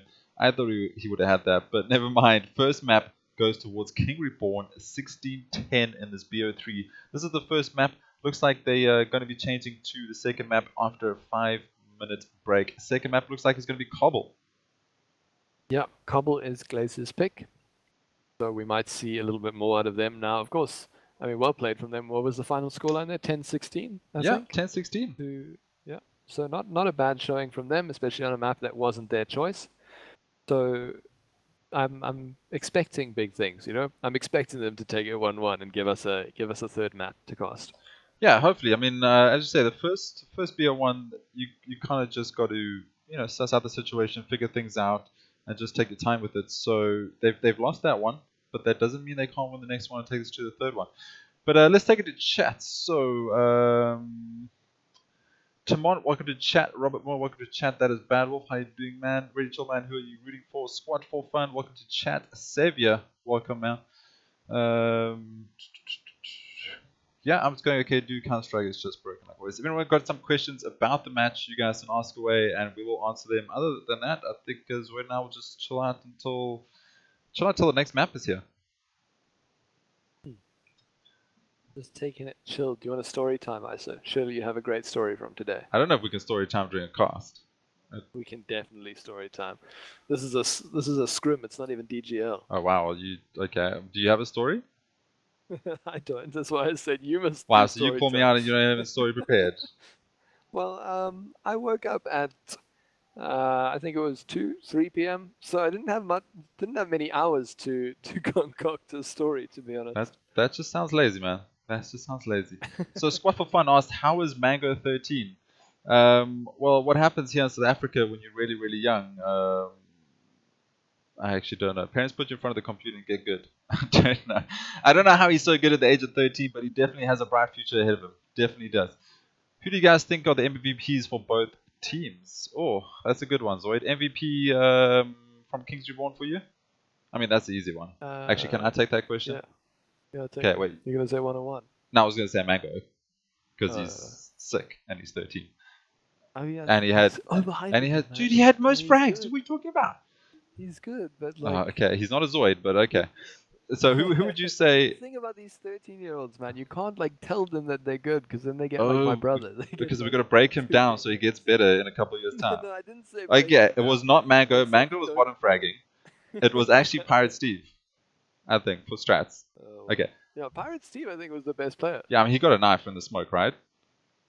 Yeah, that automatically makes you MVP. Yeah, okay. Should we make that rule? If you get a knife in the smoke, you automatically MVP. It doesn't matter how you play. We'll make it now. So I think... I mean, you'll enjoy that. So Mo Cathy, I think... I'll enjoy that one. Okay. Okay. So yeah, so Pirate Steve is going to be up for King Reborn. That was Zoid's pick. Zoid, who do you think for... who do you think for Glacier? I mean, it's hard because they didn't win, you know. I guess... I'm going to go with this. I'm going to go with MC because he did some dirty pushing and he... I think Hazy. Hazy? Okay, I mean, Hazy did get a 4K spray down, so you can't be wrong. And I mean, him just anchoring that A site. There were a few times when he was alone on A site and he managed to get 1 or 2 kills, which is all you can really ask from a CT player playing a solo site, you know? Okay, well, do you... Okay, how about this then? How's about I just throw out a name next time and you just go with the total opposite? Okay, cool, sorted. You asked me. No, just checking. You don't have to have the same player as me, man. Okay, so what was your favorite strat on Mirage that was used in the match? I don't know. I think, I mean, A smokes is always a default, so you don't really want to call that one out. But I think if there had to be a actual strat, I like it when Kings Reborn go towards B, they throw down all their smokes and stuff, they send some players out to shoot, and then they just rush all the way back to A, and they get the plant. I think that's a really cool strat. I mean, they use it very fairly often, and it works. I think that's quite a cool one. I didn't really see too many strats from Glacier per se. So did you see any cool strats? Yeah, I liked it when they, like, I don't know, the thing that's really irritating about playing against Kings Reborn from our matches on Mirage is that they're always threatening the boost, you know. I mean, every second round, the round you don't expect it, you know, they're boosting a player into snipers. So that one round they boost Ostrich into snipers, and he doesn't even look at A. He just runs straight through, tries to get that B kitchen player. And unfortunately, he was spotted in the one round that we saw him do it. But I think that's a really cool strat. And I mean, it's not like if you just say like, oh, we boosted a player into snipers, you know, it's not amazing. But it's about choosing when to put that player into snipers. That's the intelligent decision that you need to make. You know, you have to decide when are the CTs going to be least likely to expect that play. Yeah, that's true. Actually, yeah, I totally agree with you. I can't disagree. Oh, that was some good insight. Where do you think each team could improve? It's really tough to say at this level where teams cannot improve, because it all depends. Like there's so much. Yeah, there's just so much going on, and like people have good days, bad days. I think Glacier could do with a couple more strats, perhaps. They definitely have some fraggers, so they could do with strats. I don't really like to call out and say, you know, they need to get like, I don't know, better aim and stuff, because these guys all have aim, and it all depends on the day how they're feeling it. I think Steve needs to get better at aim. I mean, that was a given though, right? I mean, there's a reason why he doesn't play for Howell anymore. No, I'm joking. Steve left on his own accord to go coach this team, and I think he's done a great job. I must say, I think Steve's done a great job coaching this team and kept them dedicated. I have heard something about 2,000 bots a day. I don't know if I'm allowed to say that. What? I don't know if I'm allowed to say that, but I have heard from a little bird that there's quite a lot of practice goes on, and you can see it here. This team is feeling confident with each other, and maybe that's it. Maybe people just need to work on a better buddy system, I would say, because sometimes when you see 101 and Mango run together, they just find frags and they're like a powerhouse team. I think if there was a bit of a buddy system on both teams where they stick together a little bit more instead of overextending 1v1, then that could be something they could work on. Yeah. Also, I mean, I saw Kings Reborn that last round. That last map. There were a few buddy systems in place. You know, Hazy and Steve, I think on A site, were peaking really well together. They were alternating. They were baiting for each other, which was really cool to see. So yeah, I mean, we didn't really see any standout plays like that from Glacier, but I'm sure they are working on stuff like that, and they do have systems like that in place. But I mean, the thing about those buddy systems is they develop so well just playing with another person. You know, you don't have to necessarily like talk about it. Just knowing how another person plays, how another person peaks, and you get better at timing your own peaks and plays. Yeah, true. That's true. And Rico just asking for the score there. The score was it's one map towards King Reborn. They went 16-10 on Mirage. Second map is Cobblestone. All players have loaded in, and it looks like a dot ready is coming up, so we should be jumping into this soon.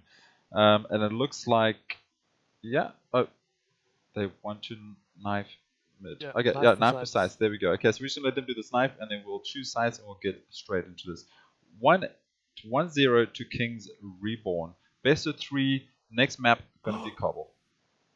It's actually Mango actually had to leave because it was past his bedtime. That is the funniest thing, and it's also kind of sad because I was really excited to see some more players from him because he's amazing. So wait, Mango just left to go to bed. Yeah, for Kiwi. Oh, Kiwi's okay. Well, so unfortunately, it won't be the Mango show coming up. Kiwi comes through. As we said, I just need to speak to his mom about this because it's not on. We need Mango to stay on later, so I'll probably do that in the week. But yeah, Mango's off. Kiwi's in. This should get interesting. A map has started, so let's jump straight in. I mean, Mango was an integral part of the team in that last game. I mean, well, he was the team.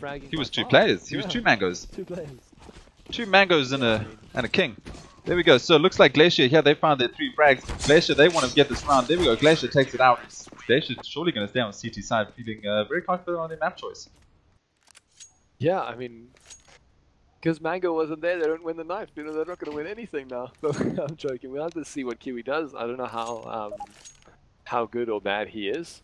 I'm sure he's a great player in his own respect. Ostrich is asking to swap teams. I think what he means is, can they just shuffle the teams? Because now that Mango's gone, everything's up in the air. But never mind. Why are we even screwing now? Yeah.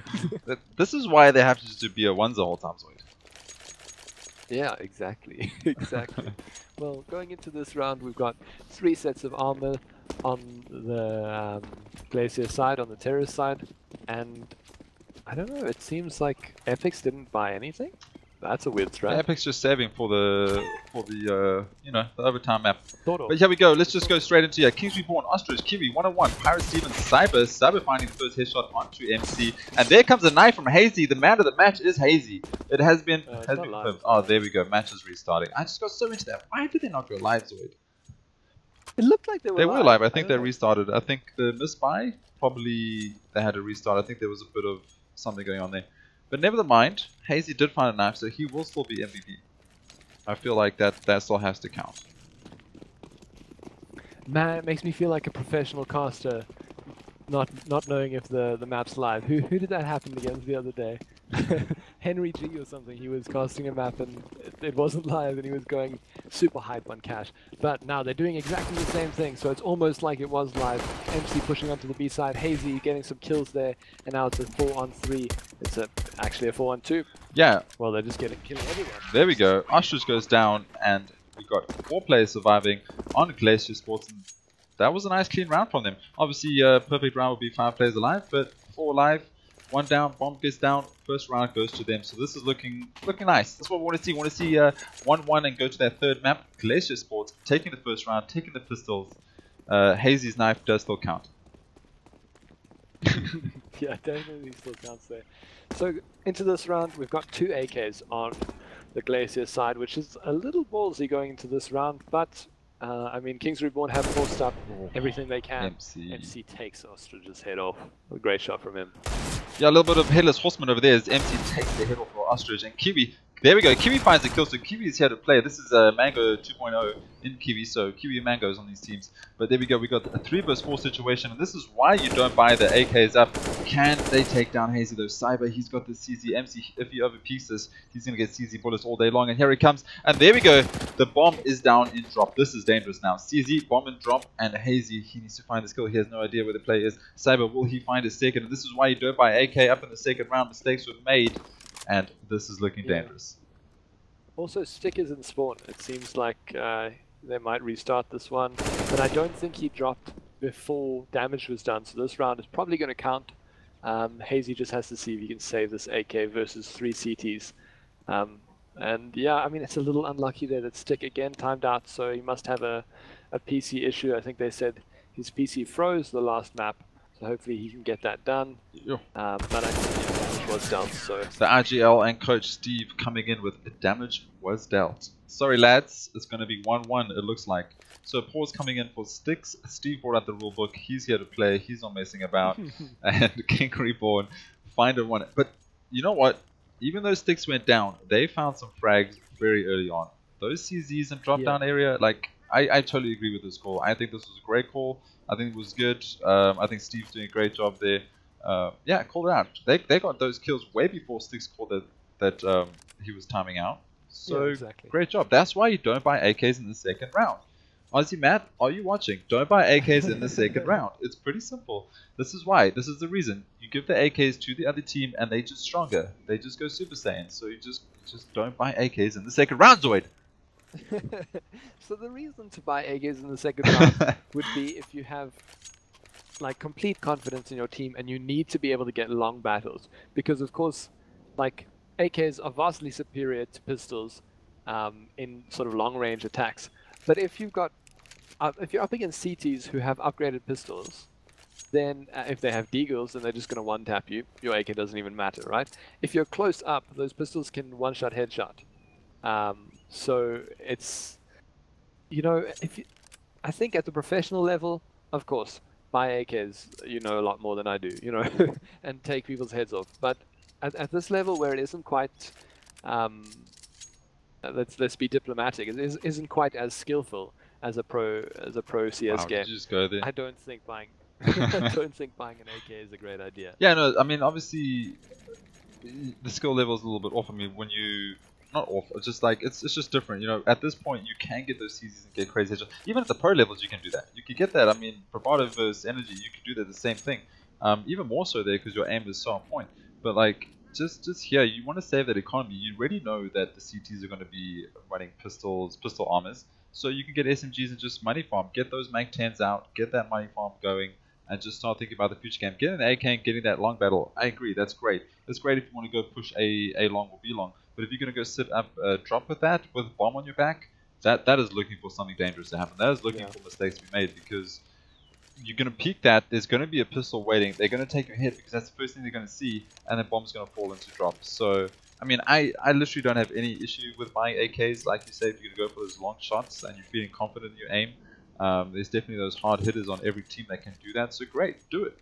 But yeah, just don't peek drop with it.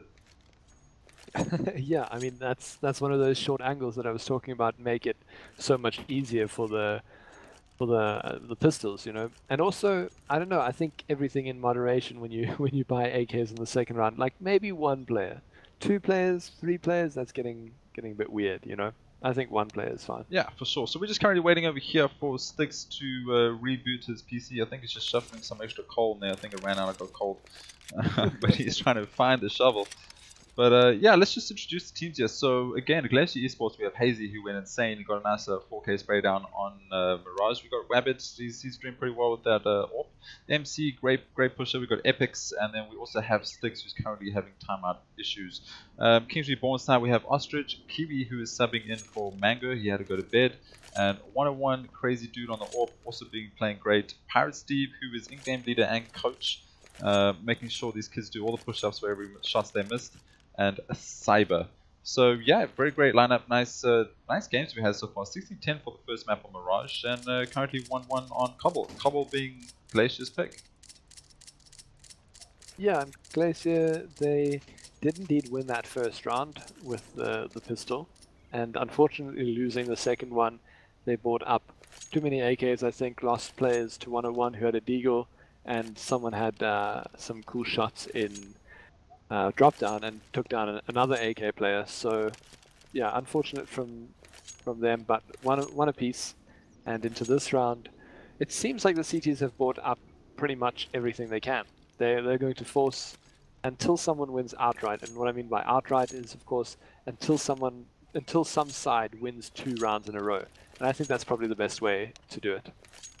Yeah, definitely. And any questions from chat? If there's anything you guys want to ask, any personal questions towards Zoid, we can definitely do that, because after 2 minutes of waiting, we can open Pandora's box, which is actually called Zoid's box. Well, the game's starting. No! So, Damn, I tried to get it in there, Zoid. I just tried to get one question, Zoid. One answer from you. Tried so hard. Dude, Stick saying in chat, sorry, my calculator is broken, which is too funny. But the terrorists pushing hard towards the B side here. They've got not much in the way of equipment. They have some P250s, and the CT's fully kitted up. But Hazy takes 2. Pirate Steve has 2. Hazy takes 2. Cyber gets down the dropper. And here we go. Epics, can he find the skill? He can't. Cyber finding a 2K. Wabbit now. Bomb is going down. Bomb. So that's Wabbit first 3. He unfortunately won't be able to survive this, as Cyber takes it down with that 3K bomb getting diffused. Hazy though pushes through long, just runs around to Pizza, gets 2 headshots.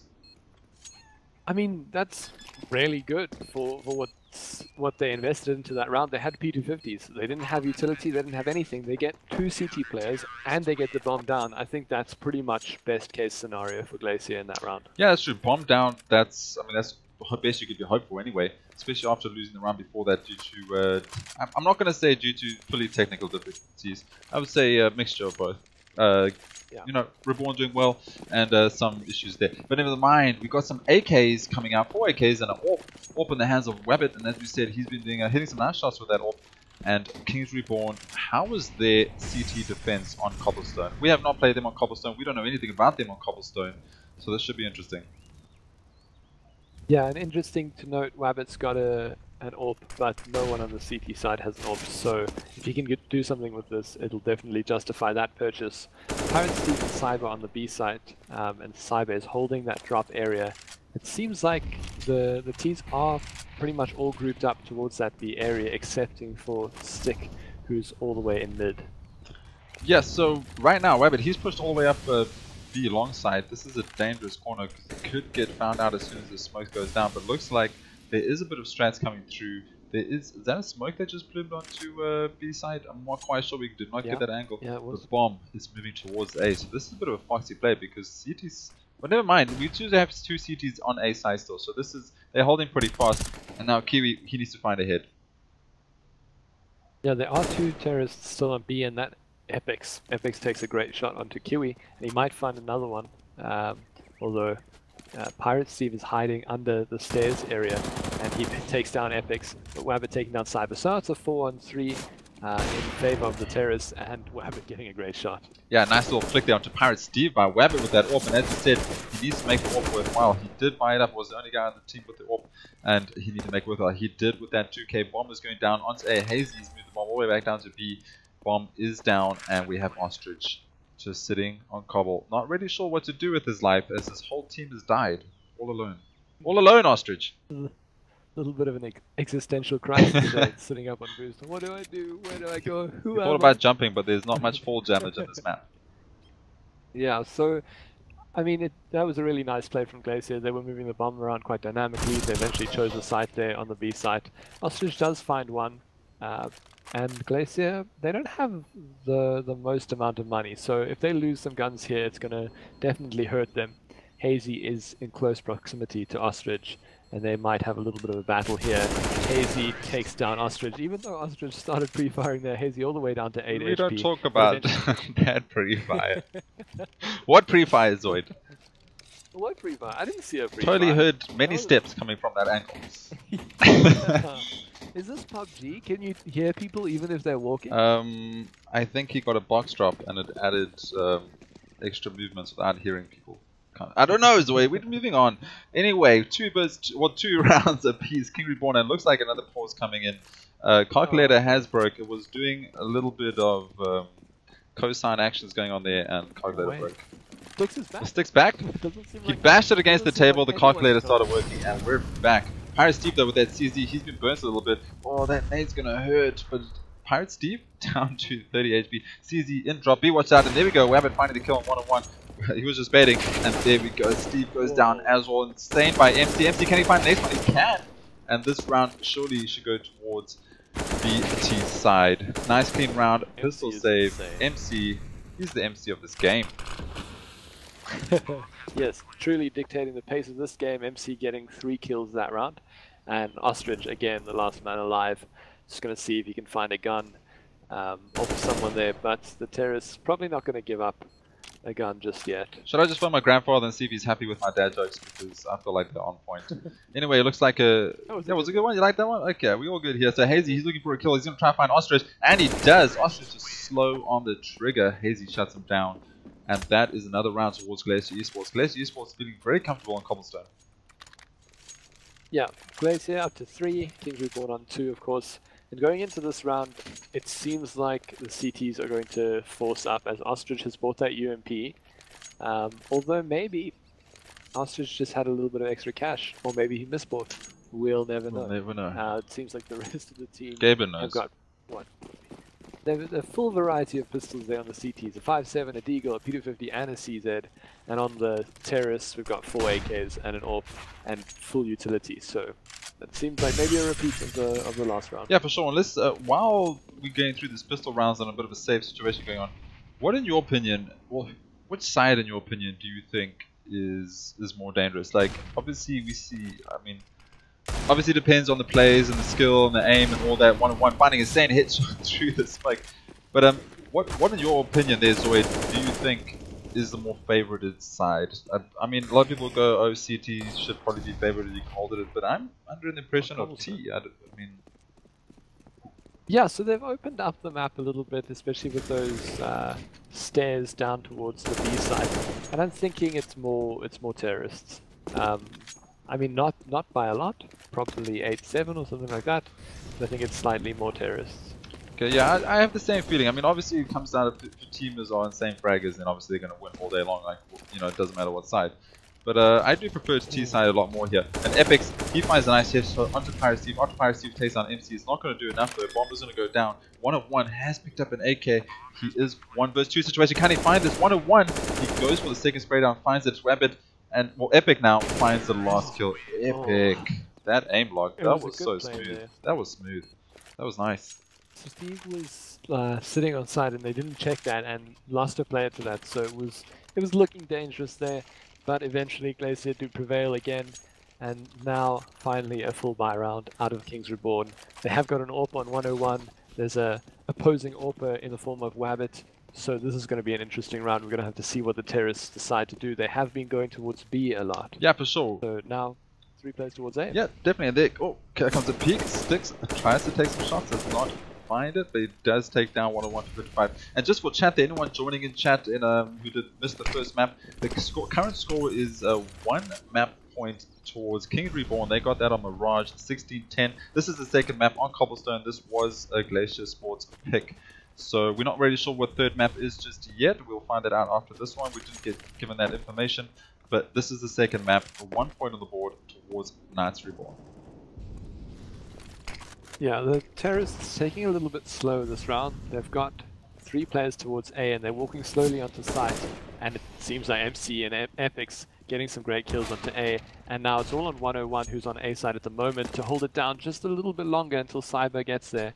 And Cyber has indeed got towards the A side, but MC takes down 101, and now it's a 4-on-2. This is looking really good for the terrorists. Yeah, MC just doing all the work here. He's not only finding frags, but he's also putting the bomb plants down, something ISO could learn. But never mind, we're not talking about that right now. There we go, Hazy gets finally taken down by Kiwi. Kiwi doing some nice work holding that, that flank situation, and they just need to hold on to these guns. They know the round is gone. Yeah, really good entries there from Glacier onto the A site. They changed it up a little bit. You know, they've been going B for a few rounds there, and I'm not sure that Kings Reborn were fully expecting something like that. Quite a fast play onto the A site. That's the nice thing. They do slow plays. They get some smokes out onto B. Then a couple rounds later, they do a switch up where they make noise B, go to A, and then rotate all the way back to B when they got the frags. And now they just do a straight on fast play. So I don't think Kings Reborn are finding it easy to just read these plays. So this is where it comes in. You choose your map. You're comfortable in Cobble, you've learned Cobble, you've done some strats, you've done some playthroughs, and then you can practice this first teams and it works out. So yeah, this is what Kings Reborn did on Mirage, so why not can't Glacier do it here?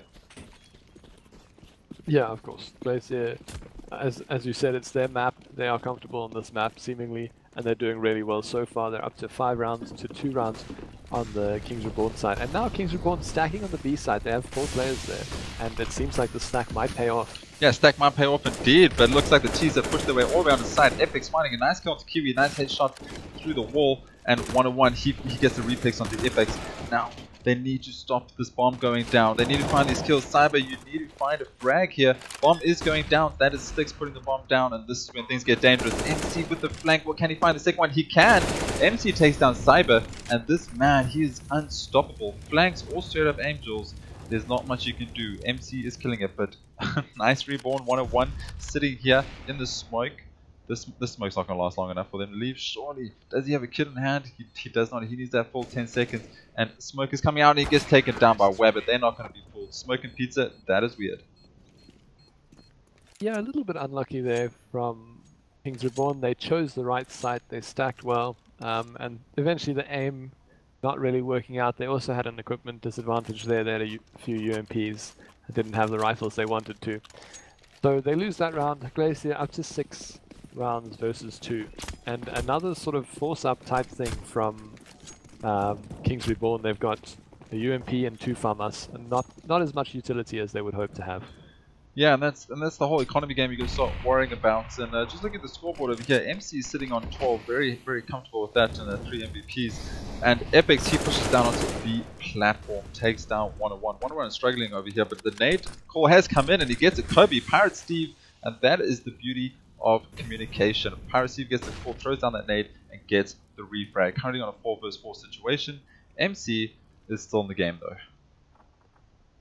Yeah, the bomb on MC's back, he's walking around the Dragon Law or the halls area, and he's going towards A, where both Stick and Rabbit are holding. And Hazy takes down Pirate Steve, and I think that was on the B site. So that's all he really needed to do there on B. And the bomb also coming back towards there.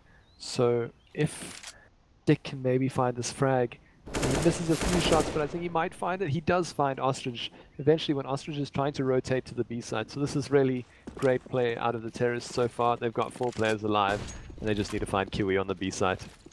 Yeah, they got to find Kiwi, but a 4 vs 2 situation. Kiwi though behind that tree, he does find a kill. Can he find a second one? He cannot. Web it though, but Cyber takes down Stick. So now we're on a 1 vs 2 situation. It's definitely doable, but I think Cyber's going to opt to just to save, perhaps?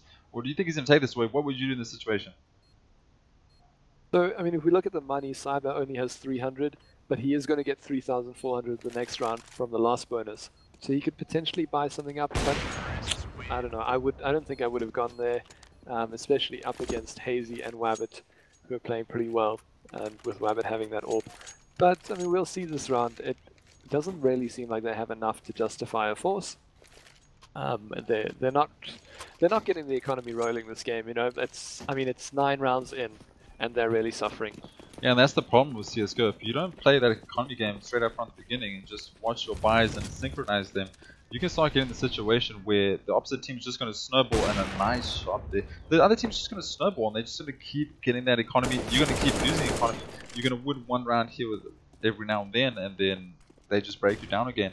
If you don't have the money, you can't win rounds, and that is the thing with CT. You need the money because you need that utility, you need the mollies, you need the smokes, you need the flashes, you need to stop these pushes, and if you don't have that, you're making the terrorist side so much easier to get on site. Yeah, and just in this round, I mean, they have no pistols.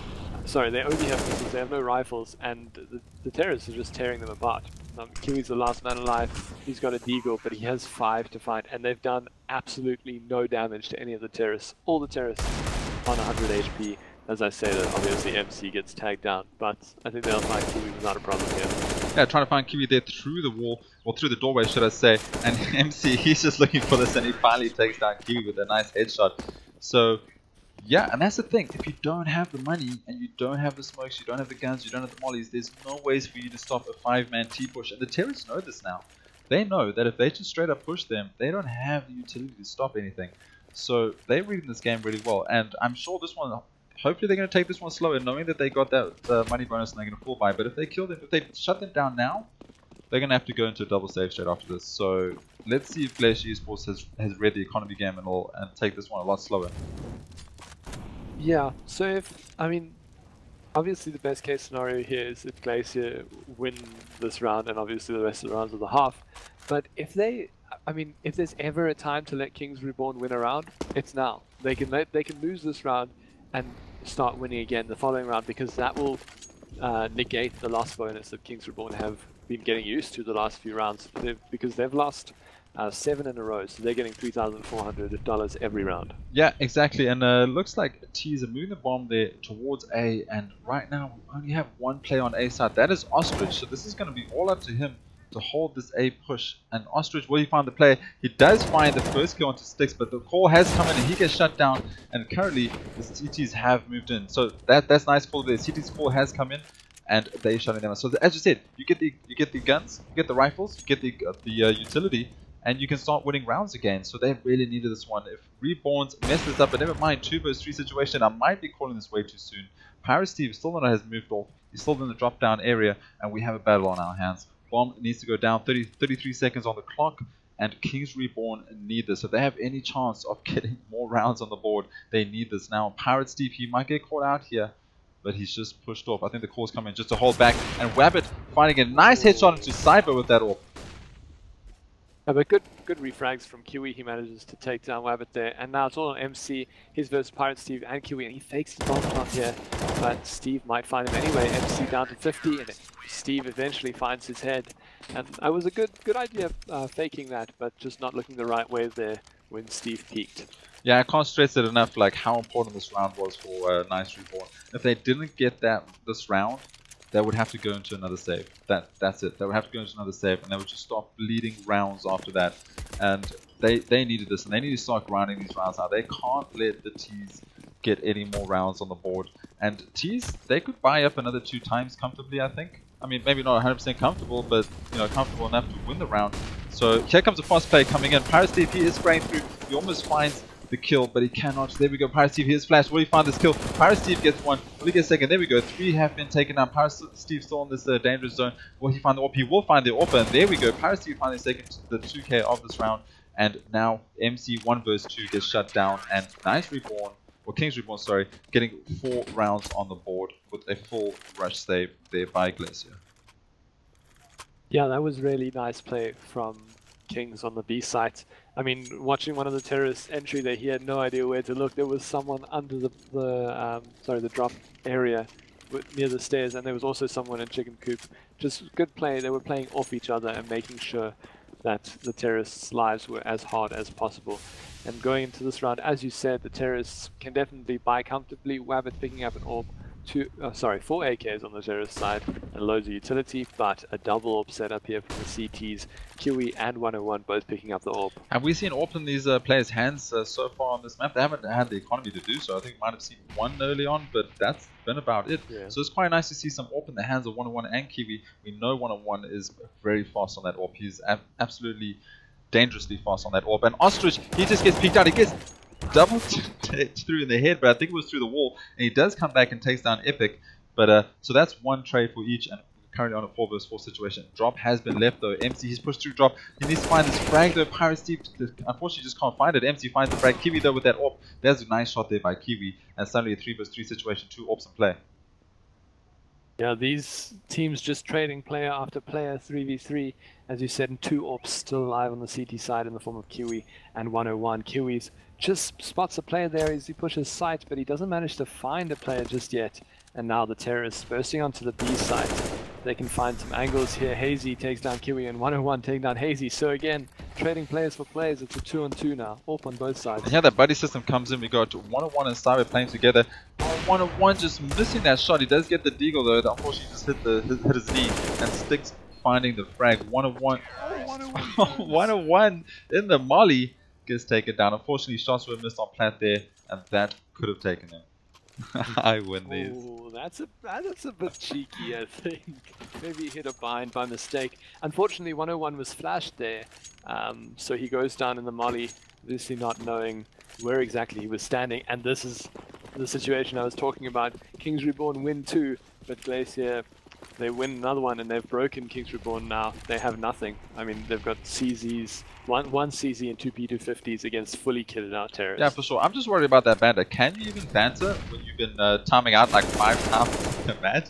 Anyway, we'll leave that to the players. There we go. Epics has found Ostrich on the A site. The call has come in. CTs are rotating. They need to get here fast, but the smokes and the mollies are out. Miss mollies are out. Stick. Unfortunately, after you drop banter, you make mistakes. But there we go. MC, he's holding this close angle. MC minus 1 play. He's still looking over here, but they're all down mid. So this is unfortunately just not a good round for Kings Reborn. Kings Reborn struggling on Cobble. Epics though is having a great time on Cobble, finding all these frags. Pirate Steve, do not miss this please. There we go. Steve finds an easy headshot and gets taken down by Wabbit. So this is not looking good, Zoe, but as you said, we prefer T-side ourselves, so we never know. We never know. Yeah, it's a little bit awkward here, losing that round after winning 2 and negating that last bonus, because now the counter-terrorists into this round, I mean, this half is pretty much a write-off. They've got 3 pharmacists, a mag 7, which I'm sure will go drop, and then 1 M4. So, I mean, 11-4 is not that great, but the terrorist side is a little bit stronger here. Cyber has taken down MC, but still getting the trade there. There we go, another trade comes in, a nice help from Buddy System. We got 3 terrorists pushing down to B platform. Hazy, he's watching this angle. He knows Steve plays here. Will Steve find this kill? And Hazy, he's pushed out onto B plat. So 2 players onto B plat with the bomb. Steve, he needs to peek and get this kill. Steve, unfortunately, cannot get that kill. Epics just instantly sprays straight downwards. And that is unfortunate for them. But Kiwi now, he needs to find this, and he can't. Kiwi, they had his number. They knew where he was from earlier. And 101 and Ostrich verse 3. This needs to happen. They need this round. 5-10 is so much better than 4-11 to make sure they have a chance on the T side. Yeah, Ostrich onto Wabbit. He takes a great headshot and another one into Hazy. Ostrich doing this round on his own. I mean, Epic's 19 HP and Ostrich takes another one. I mean, that was incredible from Ostrich. Great shots from him, and I don't think Glacier was expecting a push of that caliber from him. Yeah, I definitely didn't expect that at all from Ostrich coming straight from the flank. That was great work by him, and they definitely needed that round. 5-10 to, obviously in the favor of Glacier Esports, doing a great job on T side. They were very strong. They had strats, they had hard pushes, and their frags, their aim was on point. So Glacier Esports getting warmed up here a little bit. Yeah, I think it's sort of, I don't want to bring it up too much, but sort of a joint effort of them warming up and Mango going to bed. Oh wow, you had to bring double mangoes back up? Double mangoes? I had to bring Alrighty. I mean Kiwi is second fragging though. I mean, he's not in like triple digits like Mango was by now, but we're not talking about that. The next round is live, and yeah, straight up pistols down into drop. Come on, we need to find this. There we go. 1-of-1 finds Epics. Can they find a second frag? They can. Ostrich, he's there with that buddy system. He finds second frags. We do have one player shutting them down. That is Wabbit. Wabbit getting Pirate Steve down, but Kiwi, he's there for that refrag. So never mind Mango, we have Kiwis, and looks like Ostrich, he wants more blood. Bomb needs to go down to A. They need all the economy they can get and start getting all these rounds in this massive mountain they have to climb here. But there we go. Hayes, well, sorry, MC finally kills, and he's been insane all night long. So MC, is he going to go for this? He is, and unfortunately gets shot down by Ostrich. Ostrich 3k, he's stepping things up. Yep, and the burst clock. The burst clock, I love it. Burst clock is just like disrespectful, man. You know, like, you don't run around with a block that's really bad and then go like, I'm gonna burst it and just shoot you 3 bullets and kill you, man. Like, that's disrespectful. I like it. That's some new meta banter there from Ostrich. Going into this round, the terrorists, Kings Reborn, obviously won that one, so they've picked up Mac 10s or UMPs, and I like it. No AKs. Yeah, I mean, I think they listened, you know, don't buy AKs, otherwise the casters are going to rip you for no reason. But we do it anyway because we try. So it looks like MC finding a kill there, but 1-of-1, he gets the refrag. CT is doing very well with those P250. P250 is still very dangerous even after this the nerf. But Ostrich finding 2 with the money farmer Mac 10. Ostrich finding a third kill. So Ostrich, he's tired, man. He wants to go to bed with Mango, and he just wants to shut this game down. Wabbit now on that P250. Asimov looking classic as always. Just got to get up these 3 players. I mean, Ostrich isn't... Yeah, I was going to say, Ostrich isn't... I don't think he's really in that 1-tap HP range, and it doesn't matter because Kiwi takes Wabbit's head off there. And around again to Kings Reborn. So they've done well. Kings Reborn needed to win that pistol to have a chance in this game, or I mean, I guess to make this game a little bit easier for them as they have a little bit of a mountain to climb. They're up to 7, and this round, again, a save from the CTs as we would expect on the 3rd round of a half, but they lost the pistols. Yeah, definitely. And I just want to ask you a question, so do you think it's rude of me to ask if Kings Reborn could change all their names to fruits? I mean, is that, I think that's do you think I should? I think I'm going to ask them. I'm going to write a petition. I'm going to send them a PDF just requesting this change out. But Pirate Steve, he's already found his way onto side. Yeah, is this going to be a Kobe? Pirate Steve finds the second Kobe of the game onto Epics. Epics Kobe, yes, indeed. Cyber here, he's going to find the player in mid. Oh, dirty headshot with that UMP. There was no armor, so those things tend to happen. And we're on a 4 vs 2 situation. Hazy down to 25 HP. They're shorting a save. Sticks though, he gets Molly down. And they're just going to save this UMP shortly. But Hazy, he's looking for a frag. He's going to bait. Cyber gets so baited. And he gets taken down. The flash works as well to 1-on-1. They need to save this. They can't afford to lose this. Please don't overextend. Don't peek. Just got the bomb down and just wait. Oh, I'm not really sure what happened there, Pirate Steve. But you missed some shots and you're going to get baited again? Communication errors, Pirate Steve. Coach your team. 1-on-1 though, running back, trying to save. They got these guns. There is an AK on 1-on-1. Yeah, save coming through. Yeah, so into this round, I mean the CTs are going to buy up anyway, and I don't think a UMP. I mean, I guess Hazy could keep it, but he really does want an M4. So maybe not the best thing to save that UMP, but I mean, what else could he have done? He couldn't really have won the round, so may as well save it, you know. Going into this round, we've got a team knife. That's not how you get MVPs. He's already got it. 5 AKs on the terrorist side, and I mean they're not going quickly anywhere really, they're just playing a little bit of a default. But Wabbit takes down Pirate Steve on the A long area because he does have that AWP. Yeah, and Ostrich just flirting there with the molly as well, just trying to even out the knife damage with that molly, just making sure everything's fair over here. Pirate Steve has gone down though.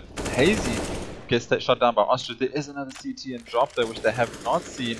But Ostrich is feeling this. He's starting to find some frags, and he's currently sitting on 16 frags for his team, and is top fragging 6 though. Here comes a 3-man T-push. Sticks finds a nice headshot onto 101. He finds the second, he finds the third. Sticks finds a 3K, but gets down by the 101 molly. But he's done his job. He can just lie there and chill out, wait for the next round. Cyber, 1 vs 3. That was such a great play from 6 there. He got those, I think they were all headshots, so really well played from him and Cyber. He has the bomb, and he has 50 seconds, but I don't know what he can do. I mean, he takes down Epics there, so he's definitely made a start into this round. Yeah, I mean, he can get a frag. That's what he can do. Cyber 1 vs 2 situation. MC and Wabbit though. Wabbit on that AWP. That is very dangerous. MC, will he find this frag? He most likely will not. He can't be spotted. So Cyber can actually run and get this pond right now. He has the time. Will he find this field? There we go. Cyber, he needs to find the second kill, but he knows where the one player is, and this is going to be dangerous. Rabbit's going to get this pick, and there we go. Cyber gets taken down. Cyber could have bunny hopped on to sign and get that pump, but he obviously didn't see what we could see. The CT's both playing very far back. Yeah, well played from them. I mean, they knew that he had an AK, and Wabbit, of course, had that AWP, so he had the range advantage there, and manages to win that out for Glacier's first round of the half. So Glacier up to 11, Kings Reborn on 8, and Kings Reborn, I wasn't expecting them to have to save here, but I'm guessing that Glacier's just done enough damage each round to sort of chip away. Yeah, for sure. I'm just reading chat over there. Sorry, if sound is delayed, I apologize by that. Not really sure why it would be delayed. Everything should be working. I'll try to give it a fix as soon as we can, but we can carry out the cars nonetheless. And here comes some frags. 2 vs 3 situation. Cyber, he's going to find the pick. There we go. Cyber finds a nice headshot into Epics as Epics has a molly in his hand. And now we're on a 2 vs 2 situation. Hazy on that swag 7 bomb in hand. So they could rotate all the way back to B, but they're not sure where these players are. Yeah, I mean, really another round that we shouldn't see going towards the T's, but the T's have done great work here, getting a AWP onto 101, Cyber with some good kills, put himself onto 2, but he hasn't picked up a rifle just yet. He does have the bomb. He's got 55 seconds to make this work, and it looks like they might go towards the B side. I think it's probably easier to get onto the B side quickly and take down Stick, although seeing what Stick could do last round with the M4A1S, it might be a scary place to go to. Yeah, for sure. I would definitely rather go into the swag 7 situation. But Stick, surely he's made the call come in. He's heard the plays, but he's still a little bit confused of where they're coming from. There we go. Stick knows they're on site now. The plant is coming through. Is he going to peek this? If he peeks this, he can't stop the bomb. But 101 finds the kill on Stick. Play. That is some nice buddy work. That is nice holding. That is some nice watch your mates back situation going on there. And Hazy now in a 1v2 situation, but Cyber is down to 12 HP and only has a P250 in his hands. And this could be dangerous. Oh, Hazy, good 180 flick there, but 101 takes him down through the box and secures the round there. A round that I personally don't think should have happened, what with the equipment advantage on Glacier, but CSGO, things like that happen. And Kings Reborn making it clear that they haven't given up this game just yet. Yeah, and as you said, you and I both prefer T side. I mean, obviously CT side should be slightly favored because of the hold downs. You have the utilities and all that, but T side at this level very comfortable. So Kings Reborn could definitely take this. Glacier also, they need to find the economy. They need to find some utilities, and that's the same thing that we had with the previous half. They just could not find they couldn't find the utilities, they couldn't find the economy, they couldn't find that money to just stop all these pushes and these rushes. And is the same thing going to happen over here? Or they're going to go into a couple save rounds and just make sure they have a proper buy coming out? So the next round, all the counter-terrorists will get $1,900. And Wabbit, of course, getting some kills will pad his stats a little bit. So they could force the following round, but we'll have to see how much money or how many kills they do get to see if they will actually buy. And 101 takes down MC with that AWP, and now it looks like they're going to push onto the B side with a bomb there. And they have a few players like not on site. Ostrich takes down Hazy, and Stick just runs. Oh, takes down 101 though, one dig through the smoke, takes down Sticks. That was insane. Just he saw the player before the smoke cleared, just started spraying with that dig, and managed to connect a nice 1D through the smoke there for 1-on-1 after entering the site on that AWP. So 1-on-1 starting to step it up here. It looks like quite disciplined play there from Glacier. They decide not to buy this round. They've got some deagles, got some upgraded pistols, but they ultimately want to save so that they can get those hard hitters. They can get an AWP on someone like Wabbit, as he is the AWP player and he's doing really well this game so far. So they do save up fully, and the terrorists, of course, they do have 4 AKs and an AWP on 101.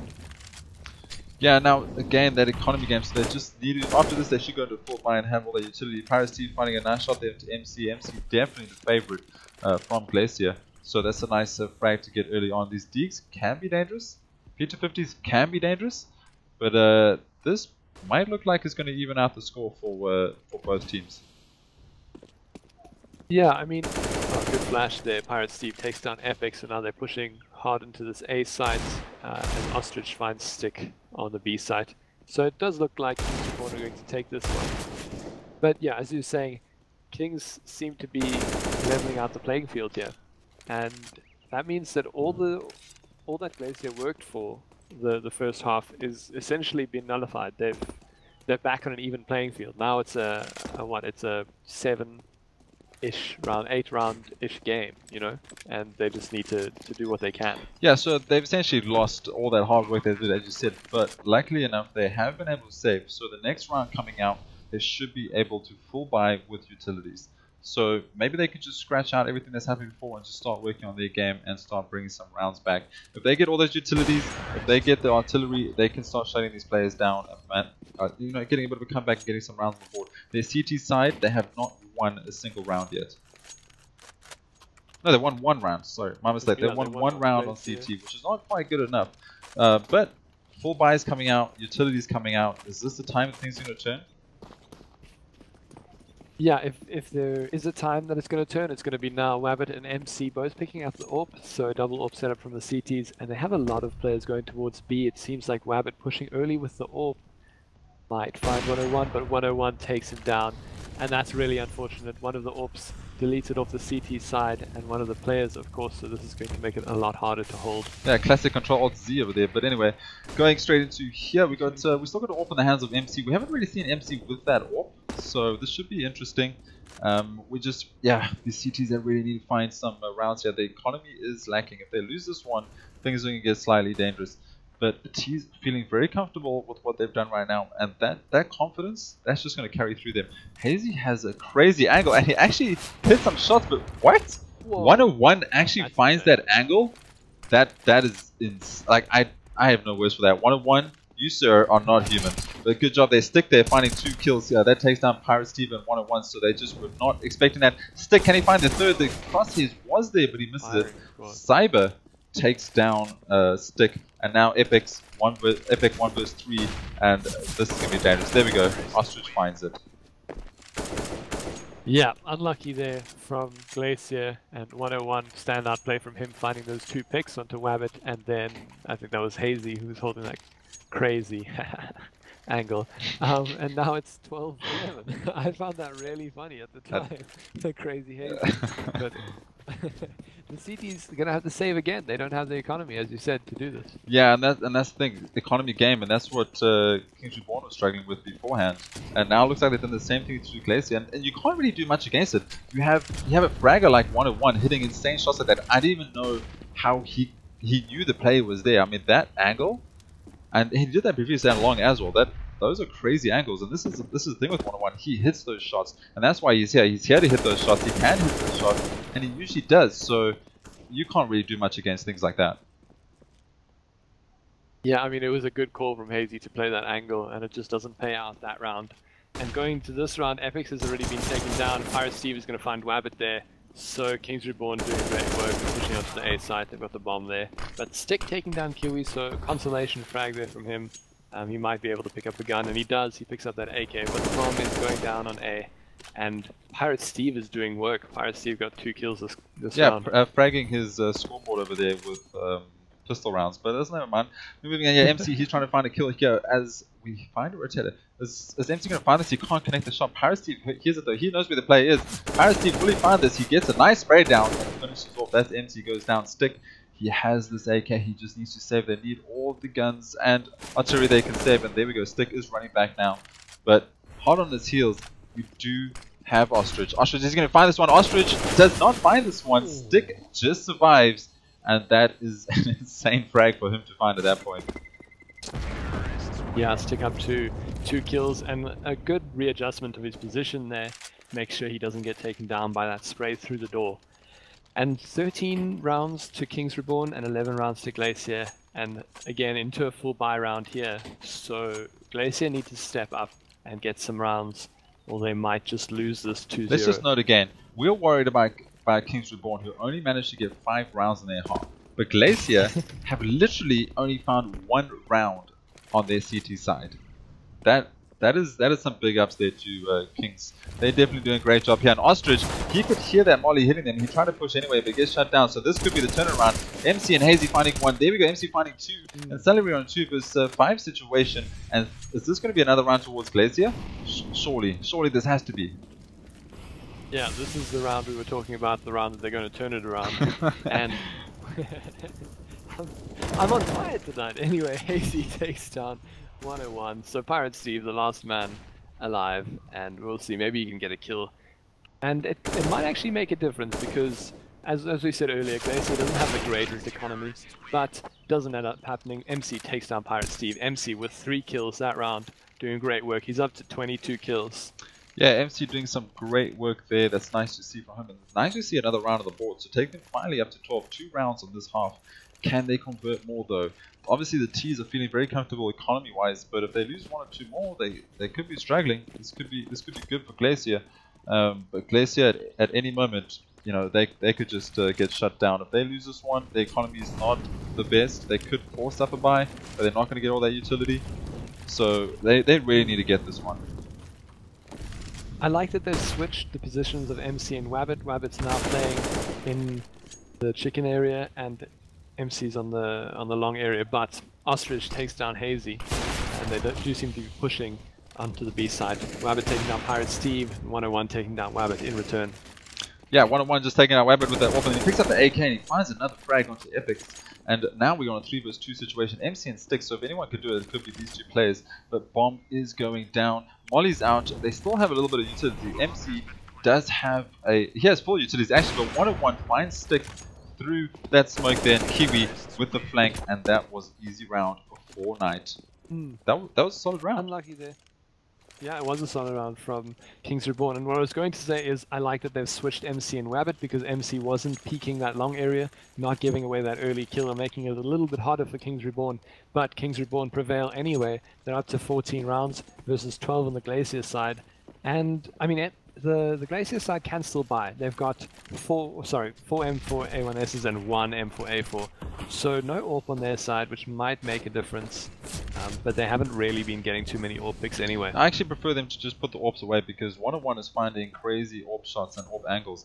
Put the AWPs away, get the M4s, stick up close, and you will find those frags. Perhaps changing things up. I say maybe changing things up. Just even just things like putting down the AWP could change things up enough to convert it into round, and they do need to find the rounds. But Kiwi, he finds a nice shot. Epics, he finds Kiwi with the refrag there. And wait, Ostrich is ready on A site. Ostrich went through drop onto A site and finds a kill there. So that's very nice. Then Hayes, Wabbit, and MC left alive. Yeah, MC is on the B side. He's anchoring it here, and he's going to need to find someone. He hears someone on site, but if he just gets this bomb, I think it'll be alright. All 3 terrorists now on the B side, and MC, great play from him. He takes down 1, he takes down 2, and it's all on Ostrich versus the 2 counter-terrorists left alive, Wabbit and MC, and Wabbit pushes at the great time there as Ostrich is reloading, and a great round from Glacier. And MC, perfect play from him there, anchoring the B side. Yo, Zoid, what happened to the terrorist that reloaded too early? He died, Zoid. He died. I thought there was going to be some fun there. Was it? Were you not excited enough by that? There we go. Kings on 14, Glacier on 13. Things are looking up here for Glacier, finding 2 rounds back to back. But can it be enough? Can they do more? Can they convert this into a 15-round half? Yeah, I mean, maybe they can even get 16 there. Cyber takes down Stick, and MC, good trade there. He takes down Cyber, and it's a 4-on-4. Hazy taking a little bit damage down to 36. Yeah, so Hazy just sitting here in the mid area, just trying to find the pick. Make sure no one's pushing through. Ostrich though, he's been doing well in the drop area, and yeah, so good job there by them. One apiece getting taken down. Stick and Cyber both getting taken down on this early one. Ostrich though, he's trying to find Rabbit. Yeah, the bomb sort of in the middle of the map there. The CTs are rotating quite dynamically. They've got Wabbit in drop, and actually 2 players towards B. They've left A alone a little bit, but Wabbit takes down Ostrich, and out of 4 and 3 in favor of the CTs. This is what they wanted, but the terrorists have got the bomb in hand, and they're going towards the A site where there's only Epics left. And if the CTs don't rotate a player over now, Epics is going to find himself in a world of trouble. Yeah, definitely, and looks like Wabbit has been told to move over. CTs have all been told to move over. So here we come. This is going to be a CT versus T battle. Epics though, he finds the kill onto Pirate Steve. That's very unfortunate. 2 versus 4 situation right now. And do they opt to save? Surely they opt to save right now as 1-on-1 gets tagged down to 51 HP. I was saving the situation. It's looking dire. Epics, he finds one 1-on-1 though. He finds a nice shot onto Hazy, but is it enough? 17 seconds on the clock. Is he really going to try and take this? He is indeed. He has it off in his hands. He has 3 players, and he does not look. I definitely would have saved in that situation.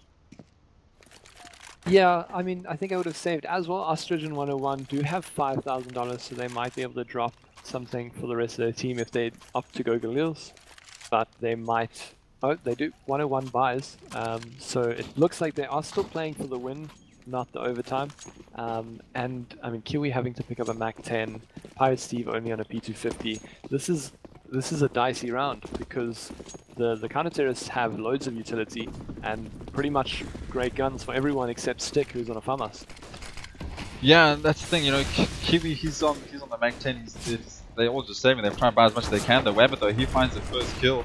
So the T's have moved their way all inside. They haven't found a kill yet though, and it looks like the T's have all moved over. 1-on-1, he needs to find the spray down. He does not, unfortunately. 1-on-1 missing shots for the first time in this matchup, and this is not looking great. Bomb is down. 1-on-1 finally finds the kill. Can he find the next one? But Epics with the insane spray transfer, and that is 15 rounds towards Glacier. T's got on site. That's what they needed to do, but they could not get the bomb down and they could not hold. They were outgunned. They didn't have the gun for the long range battles. Yeah. It almost seems like it would have been better if they had just saved up fully, managed to get a full set of AKs, and go into this round with those AKs and potentially get an overtime. But now they've made it a lot harder for themselves to get this overtime, as there are 4 UMPs, Cyber picking up the P90. That's the first time I've seen a P90 tonight, actually. But the terrorists pushing quickly onto the A side. FX takes down 1, he takes down 2, and QE eventually ending X's tyranny there in mid. Yeah, there we go. And a double lineup there for Hazy, making it too easy. They saw the smoke come out. They should have known Hazy was towards that area, but never mind. Glacier takes map 2, 16-14. That was... Yeah, too close. That was interesting. I mean, that played with my feelings a little bit. So the first map going 16-10 in the favor of Kings Reborn on Mirage, and the second map going the favor of Glacier 16-14. So a lot closer than we expected, I guess. But yeah, well played from MC on the counter-terrorist side. And 101 and Ostrich both doing great work on the terrorist side, standout players for Kings Reborn. Yeah, definitely. Kings Reborn definitely looking like the favorites as they as they got that pistol round and started climbing up, and they even out the scoreline. They got another 2 rounds after that. But then Glacier, as I said, cobblestone.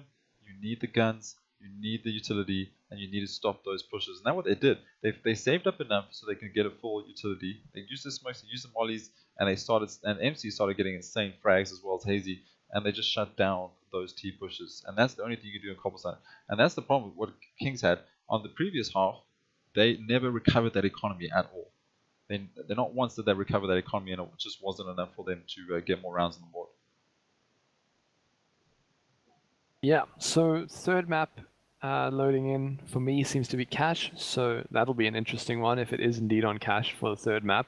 A map we know and love, of course. And I don't know, I liked seeing Cobble this game. We don't often see Cobble, and it was a cool map to sort of see what teams are doing. And I think the point you made earlier, it is very T-sided, and we saw from Kings Reborn they almost brought it back there. Yeah, definitely. And so yeah, that's 1 map towards Kings, 1 map towards towards Glacier, and that's each winning their map pick, which is pretty nice to see. And the third map decider is going to be Cash for this BO3. So we don't know. We've seen Kings on Cash, very good, but we haven't really seen Glacier on this, and this could go anyone's game because obviously it's not their favorites. They've already picked their favorites. This is interesting. I like Cash. I like Cash a lot. I like to end a map off on Cash and not train. I'm down with that. I'm down with that. Yeah, I mean, Cash is a great map, and I think it's fairly balanced. So we should be seeing 9-6s or 8-7 scorelines if the teams are indeed evenly matched. But I mean, from those previous few games, Kings Reborn were doing really well. Obviously winning 16-10 and then coming so close to bringing it to overtime in the second map. I mean, Glacier are going to have to do a lot. They're going to have to bring their A game in this last map, and of course, it's the third map, so fatigue becomes a thing. Players get tired. They sort of don't expect to be playing their best. So we're gonna have to see what the teams can do. Yeah, definitely. And I don't want to keep bringing this up, but do you think Kings are feeling, that Mango's gone? I mean, obviously one man doesn't make a team, right? But he was top fragging and carrying in the first map. Do you think that this is affecting them a lot? Do you think that the young players do need to have some sort of a leeway on specific nights for matches? Obviously, this is a friendly, so there's not much at stake. But there is an argument to be made to like parents or something that maybe for the bigger matches or ESEA games that they could stay up later or something like that. We're just discussing this because esports now is becoming a sport. It's world recognized as a sport. It's international. There's a hell of a lot of money to be made. There's fame. There's glory. There's fun. There's everything like that. But young players like Mango, who has a curfew, does that hinder him later on or not really? I think it obviously makes a difference for the Kings Reborn team. They know him as a very good player, at least a top 2, top 3 player for their team. So they've got to be hurting and feeling that loss. Thinking, well, I mean, we lost 14-16. If Mango was there and top fragging like he normally does, we would have won that easily.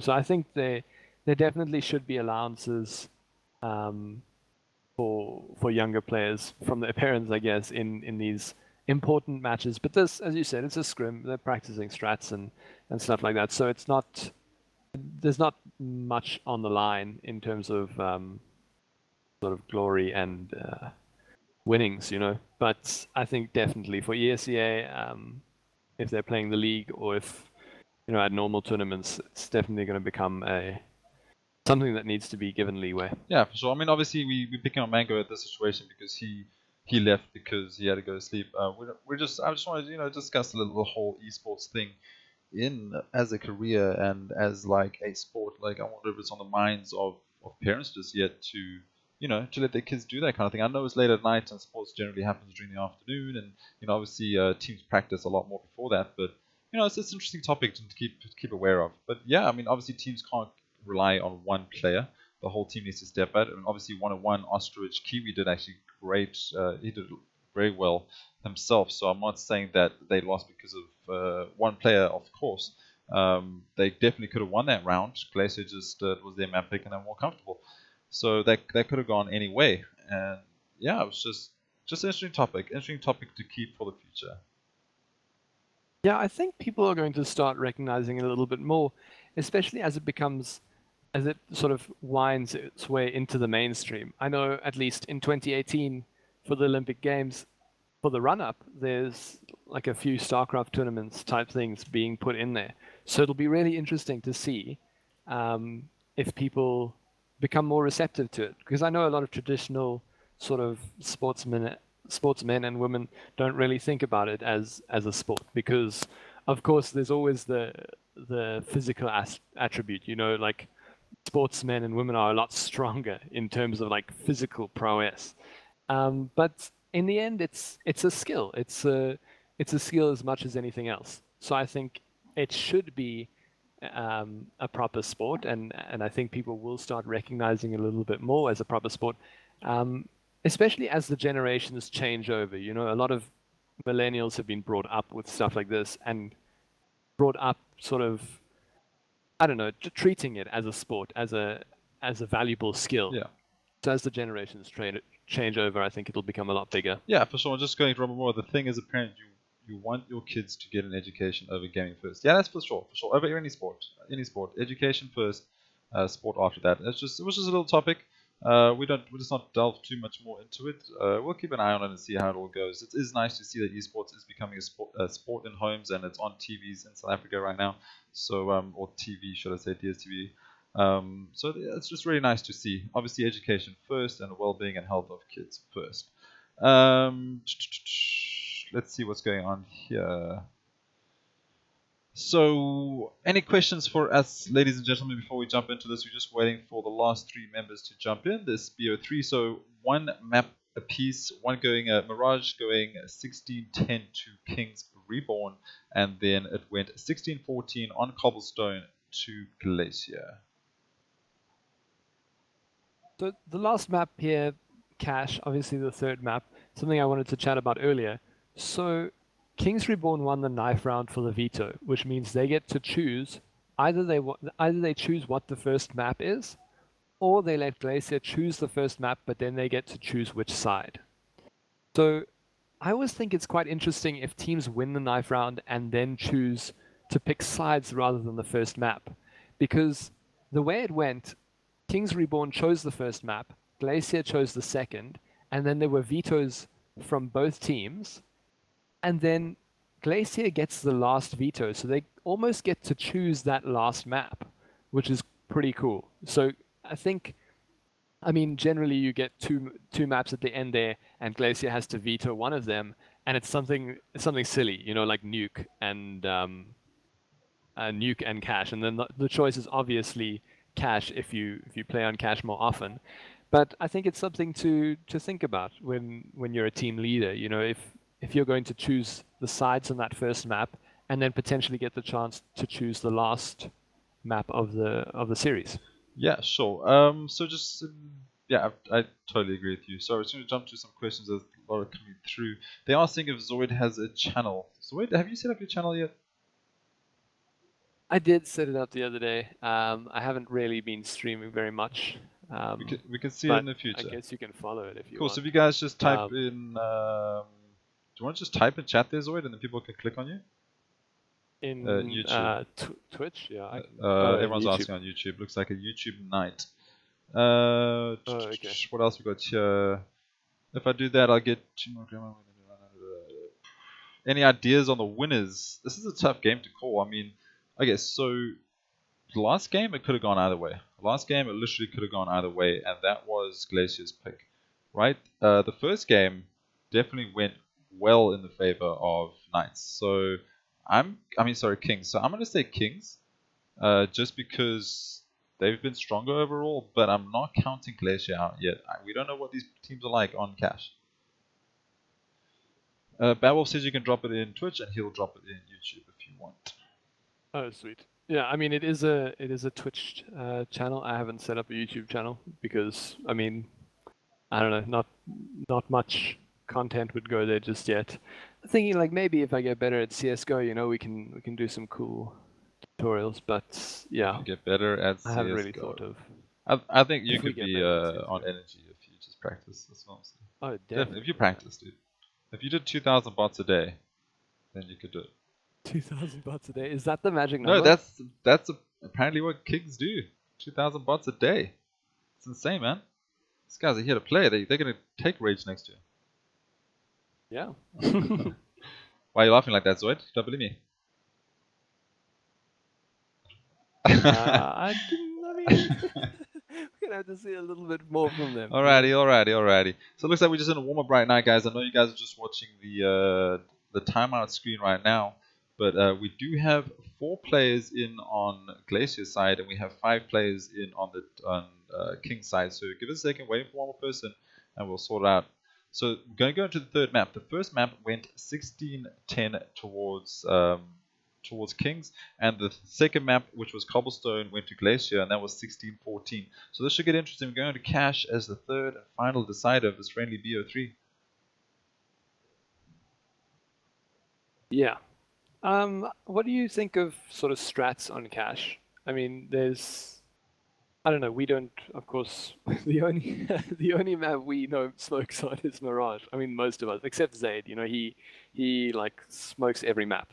But I don't know. Like, what do you think of strats on this map? Are there any that you've seen that are quite interesting or quite hard hitting? Strats, you say? Interesting. You know, I always like when you smoke off Z and smoke off box, and you get that mid control straight up in the beginning, and then obviously some teams run through Z and then to B. I really like that. Just throw the teams off a little bit. But really on cash, you just want to get that mid control. You want to make sure that you get that mid presence. You go through vents, you can go through highway, you can go through Z, and you have all that option. So as far as strats go, as long as there's a strat that gets you into mid and gets you to hold mid, and you have those options, I'm pretty down with. Obviously, there's the the B strats where you smoke down CT, smoke heaven, and you can get on B pretty convincingly. But also, if you get mid, then you can still check vents out at the same time. So every kind of strat kind of hinges on you getting that mid presence. So as long as there's a strat coming out for that mid, I'm happy. Yeah, I think that's true. I mean, Wall of Smokes is definitely very effective there in mid, and lets you catch maybe the Vents player off guard, maybe you catch the white box player, and then you can sort of go where you want. You know, you can go Vents or you can go to A. So I think it does definitely hinge on mid. Although I do just like, I really like fakes on this map as well because it's quite dynamic. You can move around quickly. There are lots of avenues to the different sites, especially with Vents, you know. So maybe like a few smokes, 2 smokes on B, and push those players out quickly. Hopefully they can get 1 or 2 kills, and then pull 1 or 2 players off the A side as you burst out through A main and Squeaky. It's pretty cool. Yeah, for sure. I definitely like that. And also just to remember that Squeaky Door, if you put a player through there, Squeaky Door will open inside, which is quite nice. So it gives you that little bit of extra. Wait, if you have a player in Squeaky Door, 2 players, right, and you have a player right on the door and you open Squeaky Door, it won't open outwards, it'll open inwards. It's a little bug. It's a little bug, wow. but it works, and it's actually really cool because you can open Squeaky Door inwards and then you don't block a site, so you can look through and see the default bomb situation. But never mind, Zoe, take it away. The third knife round of the day coming through here on cash, final map. So we've got all the players going into mid. Seems like Stick was a little late there, so the terrorists pushing up a little bit further than they normally do.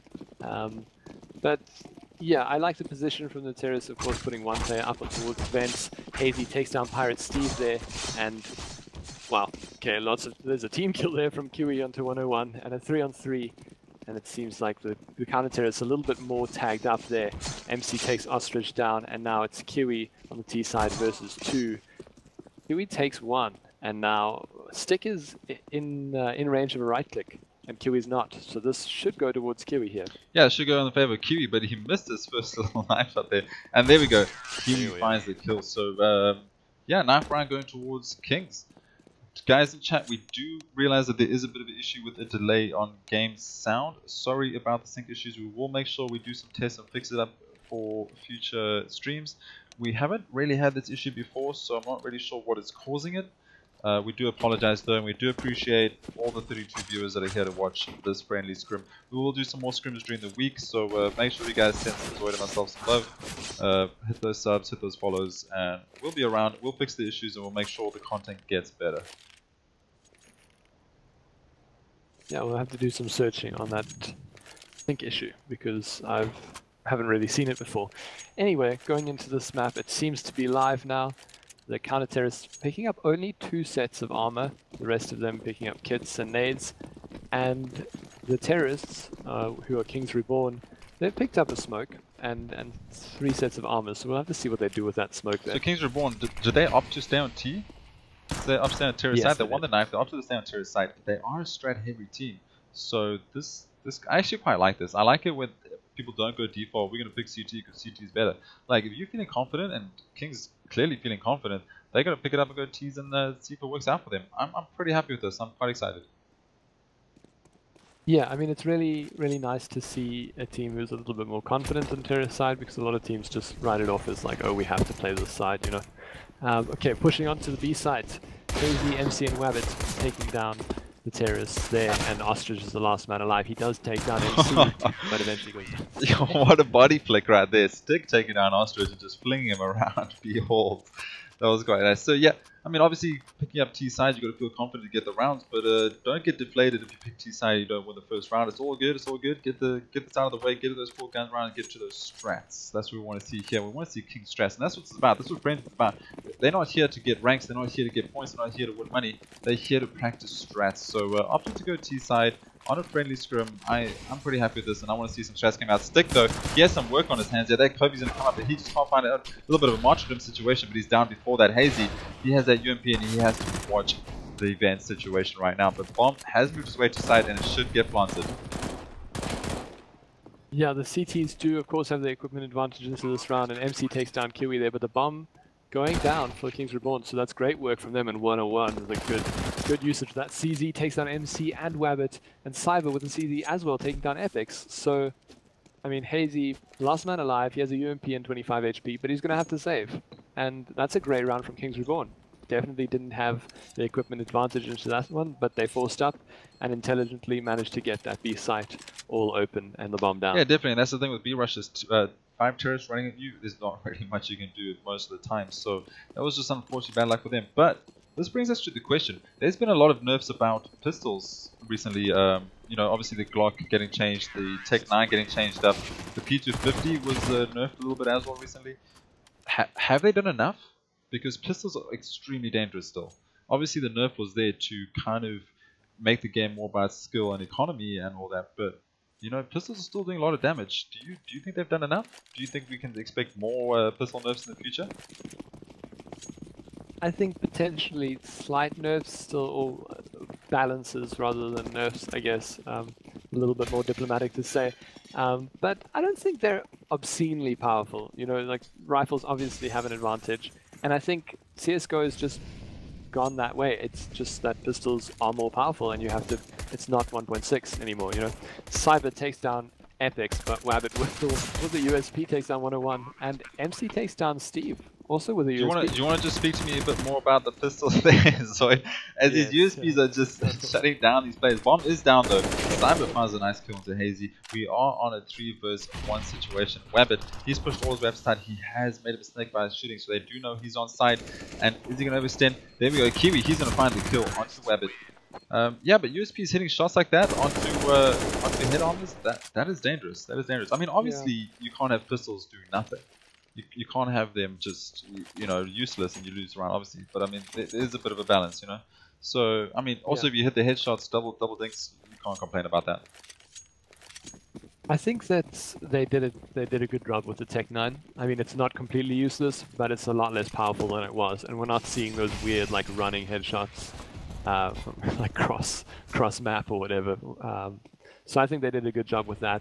We'll just have to see with time how the rest of the pistols work. And this round, the CTs do have pistols, as we're talking about them, P250s, and they've boosted 2 players over, but MC's watching, he takes down, sorry, Cyber's watching, he takes down MC there over the boost, and 101 takes down Hazy. Yeah, 101 taking down Hazy, and here comes Kiwi onto stick yet again. Wabbit and Epics. Now 2 versus 5 situation, and this is looking good for Kings. They lost the first round, but they've definitely come back. They're 1-1, finding the last kill, and that is showing some respect to this full save. You know, Kings, they just waited in spawn, waited for the push, and just showed them that respect, let them overextend themselves, and then shut them down. And that is nice to see that these players aren't just running and gunning and just trying their best. They're taking the time, they're respecting the game, they're respecting the players, and they're just winning rounds.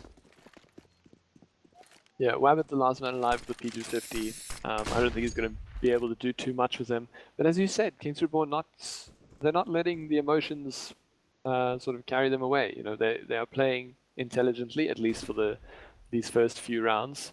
And with a great force up onto that second round, they've definitely got the confidence to set a good T-side half. Yeah, definitely. Wabbit here just finding himself in the last man situation yet again with that P250. He's just going to try to find an exit, but T's are not running in his direction at all.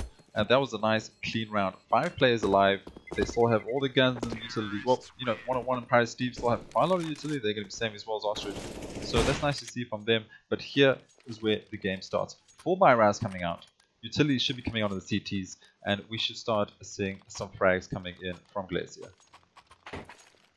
Yeah, looks like Wabbit is going to pick up that AWP. He has 6k in the bank, so he does indeed pick up that AWP and an AWP on 101. So the respective AWPers that we've come to expect these last few, or these last couple of maps.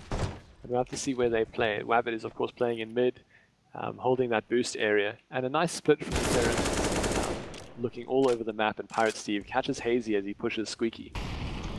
Yeah, so that squeaky area, very dangerous. Pirate Steve getting some frags on the board. So Cyber currently sitting in 6 frags, so he's doing a good job for his team stepping it up finally. He's been a bit quiet the first 2 maps, but he's warmed up here. He's getting those frags. Epic's sitting on 0 kills. He needs to find some kills on the CT side, but they do have all the guns coming out now. Even though Hazy has gone down, they can still bring this back. 4 vs 5, 3 and 4s and in the hands of the CTs. This is still possible. Yeah, this is what you were talking about, a big mid push here, trying to take mid control.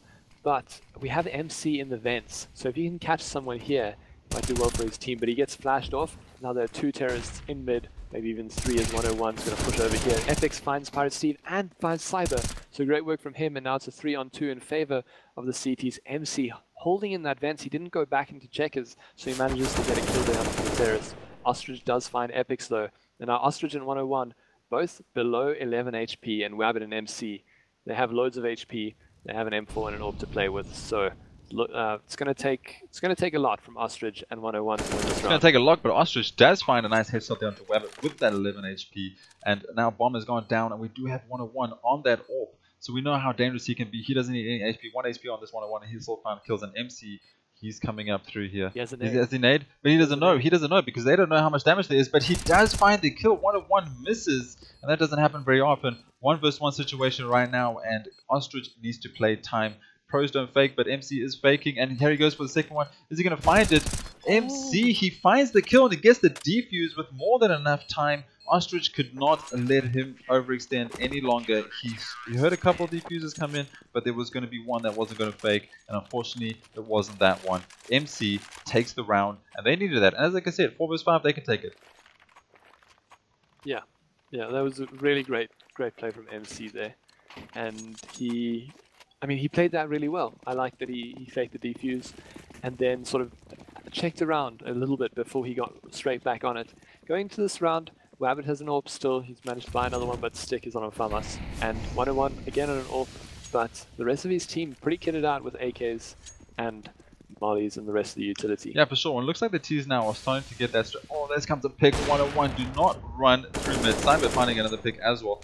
We do have another presence of mode rotators coming through, and that is some nice frags there by King. And as I was going to say before that, you know, it's nice to see King throwing out those strats onto A sites, and they look like they will work, but if the flash comes in and flashes 2 players, and you shut down 2 players, that is your strat done, and that is a problem about these Foxy strats from King. They overextend themselves. They have 2 players one side, 2 players the other side, and they're doing strats at the same time, and they're rushing onto side, and one thing goes wrong, it breaks the whole strat. But, you know, they can still recover, and they can still bring this back. They're still in the lead. 3 rounds on the board for King, 2 for Glacier, 4 alive for Kings, and Glacier right now on 3. They need to do it again. They need to get another round on the board. Well, Steve heard Stick on the B side there, and Stick might go down here to Steve, and he does. Pirate Steve takes down Stick, and now Wabbit and MC the last 2 alive on the CT side, as the bomb is going onto the A side, but Wabbit takes down Pirate Steve on B, and it is a 2-on-3, so they might be able to do this as MC pushes back into the A main area. If he can find a kill here, but he doesn't. Kiwi takes him down, and I think if I was Wabbit, I'd try to save this AWP here. Yeah, I would definitely save it. 1 vs 3 situation, bomb has gone down. There's not really much chance you can do, especially with all this utility coming through. Just take that AWP, go save it. You don't have the economy to play this. And 101 obviously didn't see what we saw there on the X-ray, but that looked funny. Yeah, but there we go. So Wabbit's saving that AWP. Another round on the board for Kings, and their aim just stepping out here. And they know these pre-fire angles on cache, and you can see it playing out here. Yeah, as you were saying earlier, Kings Reborn seeming to play quite an open style. They're splitting up the teams, or the small buddy teams throughout the map.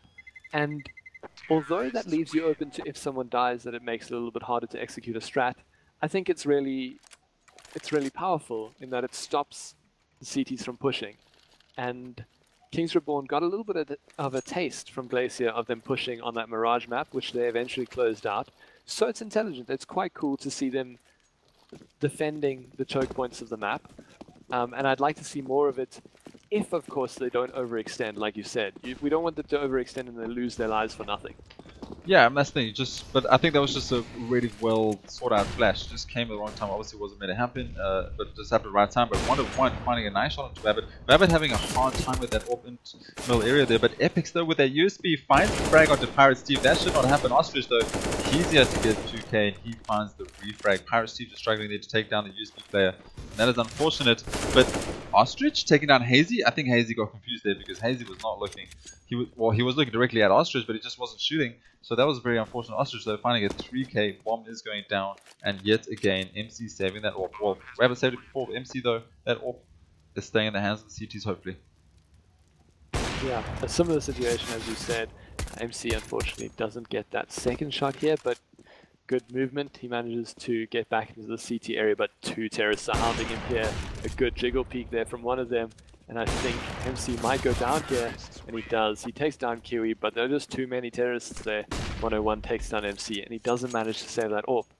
So into this round, it looks like the counter-terrorists could force up if they wish, but I think they're just going to save. And this is around about the time that Glacier found, or kind of got, King's Reborn number on the Mirage map. But I mean, it's a little bit further on. It's 7 rounds in, and if they don't start getting some work done, it's going to be a very difficult terrorist side for them. Yeah, definitely, and especially on Cash. Cash is the side that is heavily CT sided, and Pirate Steve they're getting all the frags, shutting them down. So that's was a 3 vs 3 situation. So good save, good save. They picked up some guns. They could definitely bring this back, but they don't have that armor. So Pirate Steve finding the 2 frags, but unfortunately there's 2 frags retaken. Kiwi though through the smoke finds MC. Obviously he saw a bit of footsteps there and just judged the situation. Bomb is going down on a site. And 2 AKs, they're going to save this? I would save it in this situation. Yeah, unless Wabbit can find a pick here, they should probably save and try and get their economy rolling, and that is exactly what they're going to do as Hazy turns around and runs to the B site and Wabbit follows suit. So Cyber, 101, Kiwi all on 7 kills as well as Ostrich. So 4 of the terrorist players all on 7 kills. Really nice consistent play from them so far in this map. Yeah, definitely. Just looking at the scoreboard here while they save up. MC, 9 kills. Doing a great job again for his team. Hazy on 4. Hopefully he can step it up a little bit more than that, but he is second fragging, so you can't take it away from him. But if you have a look at the Kings team, they're all fairly even. 4 players on 7, Pirate Steve on 4. They're all doing their job right now. Yeah, and it's working out. Kings Reborn on 6 rounds so far. On a map like Mirage, we would say they've reached their quota. They've got the rounds they needed. Maybe 1 or 2 more rounds here on Cash, but it is slightly more CT-sided. So Glacier going into this buy round, Stick actually picking up an AWP, which is different to what we normally see, and he's playing on the B side, so you might get this pick here if Ostrich overextends there, but the majority of the terrorists going towards A. They might go for this mid control play again. Yeah, definitely trying to get that mid boost coming up here, but Hazy, he's pushed all the way up. He wants to get these kills. He suss out the situation and he sees that they might be big. He can hear them. He can actually hear the boost coming in. So this could be great for Hazy. I mean, if we can hear that, he can definitely hear that. 2 players have boosted all the way up though. Epix, he's ready for that flash in A main. So just a very calm, slow round by Kings, and that's what we like to see. Just take your time. You have all the time on the clock. No need to overextend. But Hazy, he needs to just work for his team here, and he unfortunately has moved off. Oh, and great play there. MC is mollied out of the checkers area, which was where he made his play from last time. But Hazy manages to get one. He might get another one here, as I think that was 101 missed his shot. 101 searching for Hazy. He might find him with a CZ. There's a battle in mid as Pirate Steve takes down Epix on an A site and Kiwi takes down Hazy. So now it's a 2-on-4 in favors of the terrorists, and they do have plant there on the A side and position and utility. So I mean, it's just all going wrong for the CT side so far. Yeah, definitely. MC does pick up a nice headshot onto Kiwi, and Stick missing an AWP shot. It was a very slight angle anyway, nonetheless, so he just misses that. I'm not sure really how, but there we go. Sticks finally finds 1-on-1. It's 2 vs 2 situation. We do have Cyber, he's on site. Cyber gets one, and now 1 vs 1 situation. Bomb is spawned for A main. All Pirate Steve needs to do is sit, but here comes the Kobe out. Is it going to work? And it does. He gets the Kobe, but Stick has already run off and he hasn't got time. So if Stick had stayed there, he would have had it. Stick had stuck it. No, you're not allowed to. And we're not like, okay, I was just singing the rules. Fair enough, fair enough. That was a good one. Unfortunately, he didn't know that Kobe would work. He did have information that Pirate Steve was obviously low, but I don't think he had a kit anyway. So regardless, that round would have gone towards Kings, and Kings on 7, feeling very comfortable yet again. And as I said, Glacier with Cobble, they kind of, you know, Cobblestone was their map. They had it out, they had it down, they had the strats. So there was no reason for them to not win that one. But here it looks like Kings are going to take, well, not take cash, but Kings are feeling very comfortable on cash. Yeah, going into this round, Wabbit and Stick both have orbs, so double orb setup from them, but Cyber picks off Epics in mid, and yeah, it looks like they're going to go for this mid control again. MC is playing Vents. If he doesn't get mollied out, this is a very powerful position there. Ostrich slowly walks towards the B site, but it seems like well played from him. He doesn't overextend, and all the terrorists still alive, going to go towards the A site. Oh, Samba feeling ballsy with like 6 HP, tries to peek MC, but Hazy, he comes with the refrag as well. So now we're on a 3 vs 4 situation, and this is looking a lot better from Glacier. If they can start stringing rounds together right now, this would be much needed. But Ostrich, is he going to find this frag? He does. Ostrich finds one. He goes for that reload situation again. Is he going to get picked off? And he does. MC picks him off. Other reload yet again. 2 vs 1 situation now though. Rabbit, he's on the A side with the AWP, and the call has come in. Oh, that was so close. The bomb carrier Kiwi almost went in the crosshairs of Rabbit, but call came in, and the rotate towards B is going to be on the cards. Very lucky indeed. So Wabbit might go for this. Again, I think it's probably a better idea if he saves, but if he can find this first pick, then he definitely has a fighting chance in this round. But he spammed there, and they do know exactly where he is, and it doesn't look like they're going to peek. 101 holding an angle, Kiwi also holding that headshot angle, so unless one of them peeks at the wrong time, Wabbit's going to have a hard time to win this round. He pushes straight into checkers, and the calls come through there to 101, and 101 takes him down with a deagle. So another round there to Kings Reborn, and that's them up to 8 versus 2 on the Glacier side. And yeah, I mean, as we said, CT-sided map, so Glacier are struggling a little bit here. And I don't know, what do you think Glacier are doing wrong? No utility. No utility. They use utility straight up in mid.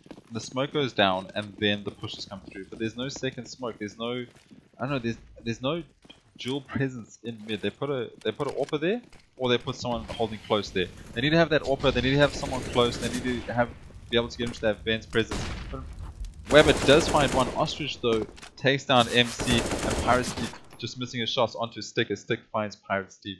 I think right now they're just in a situation where they're just not letting the utility last long enough, and they're just getting outstratted. They're getting killed all over the place, and they're taking peaks that they shouldn't really take. If we had a look at Glacier, how they started winning rounds back on Mirage, they ended up pushing the T side, and the T side got outpushed. But now the T side is sitting back. Glacier are pushing and just walking straight into their crosshairs. They're pushing checkers every single round. They're pushing mid or A main every single round, and they're getting shut down. Maybe stop pushing and play objective and just sit back a little bit, and maybe they'll get you some more rounds. And I think that's what's happening right now. Almost as we're talking about, they're really playing intelligent angles here. Ostrich managed to get a good kill there onto the player towards B, and now Kiwi is forced to save. And as you said, we're playing a little bit more of an objective now, not peeking as much, not giving those kills away. As Kiwi was sitting there watching Squeaky for a lot of this round. Like you said, he was just waiting for someone to peek into his crosshairs. And they didn't do that. And there's the round that's going towards Glacier now, as there are only 25 seconds left on the clock, and Kiwi is almost definitely saving this all. Yeah, I mean, as the CTs, your job is to sit back and hold the angles, or stop the pushes, stop the bomb going down. But Glacier, they like to play where they push the T's, and Kings saw that. They saw that in March. They just sit back and gotta wait. So don't make it easy for them. Play the objective, play the CSGO, and get the rounds. And finally, another round on the board, 3-8 in the favor of Kings still. But if you have a look at Kings' economy, it's not. I mean, they've got economy to buy, but it's not the best. So all those pistol rounds that they've lost 1 or 2 or 3 players, it's definitely going to affect them if they start losing 1 or 2 more rounds. Yeah, looking at the scoreboard, they've only really survived with at most 3 players in the past few rounds. So the economy hasn't really been stacking up on any one of the players, which means they can just buy into this round quite comfortably, but the following round will be a little bit of an issue if Glacier wins here. and hopefully they play this objective-orientated CS there. Stick takes down Pirate Steve, and Stick with another one up to Ostrich on the B site, playing from the box area, just pushed a little bit into B main, and that's a great play from him, and I think that might turn the tide in this round. Yeah, there we go, and Hazy finally pushing that squeaky door, but he does not find the kill, and Kiwi falls back. So nice picks there by Stick, finding those 2 frags, so this is going to help them. Maybe if they can get up to 4 rounds here, they win another round, then Kings are going to definitely have to save. But Kiwi, he finds a frag, 2 vs 4 situation right now. MC, he's on the flank, he's going to find the skill. He does! MC gets a beautiful headshot, gets a second headshot into Kiwi. That's 1-on-1, and Kiwi down. Another round in the bag for Glacier. 4-8, and this is starting to become a round on our hands right now. They're going to have to go into a save, so this should be 5-8 coming out in the future, unless CZs. That's all I'm saying. CZs and Deagles. You never know. You never know. Pistol rounds, CSGO. You never know. MC is really stepping it up again this half. He's got 14 kills. It's only been 12 rounds so far. But the Terrorists going quickly towards B with these pistols. They take a nade to the face. 101 down to 49, Ostrich down to 61, and good utility usage from the CTs, putting down those mollies, stopping the Terrorists in their tracks there as they try to push B. Yeah, definitely, and looks like they did try to push B. They got stopped, and they're still chilling out. They're moving the bomb right down towards mid again, which is fine. You have the time. You have all the time. If all those falls MC finding Ostrich, very nice. It is a pistol save. You have the time. Try find a burst. Try find an opening. Just get the bomb down. Your objective right now is the tease. Just put the bomb down and get that money up, because you're struggling with money. That's why you're saving. So get the bomb down, play the money game, and don't just you can run out of time. You can get the clock right down to 20 seconds before you do the burst. So try to be. There was a lot of mollies, a lot of utility. Fall back. They can play this, and also. Hopefully right now they're busy talking about what are they going to do differently. Hopefully the in-game leader, which is Pirate Steve, is going to talk about the next strat that's going to come out, and hopefully that next strat converts it into a round. Yeah, Epix takes down Cyber there in the squeaky area with a well-placed nade, and then Hazy follows it up with a kill onto Pirate Steve.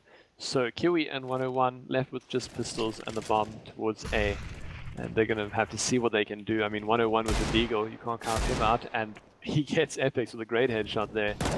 But just pushing a little bit too aggressively, goes down to Wabbit, and now Kiwi the last man alive. I think if Glacier gets 6 here, they should be alright. I don't know, what do you think about the scoreline? What do you think Glacier are aiming for now that they're down 4-8? Well, I mean, I think 6 will be comfortable. One more round, I think is definitely doable. As I say, if Steve has been talking to his team right now, and they're going to work out some sort of a strat and it goes their way, and they're going to look at 9 rounds, well then 6 is the best option. But if Glacier stops him right now, it might play their mental game where it just allows them to get it up to that 7-8 scoreline. We saw them do that on Mirage, so there's no reason why they can't do it here. I'm hoping for a 7-8, but safe case scenario, hopefully a 6-9. Yeah, 6-9 I think is definitely doable for Glacier, and they won't lose all their confidence.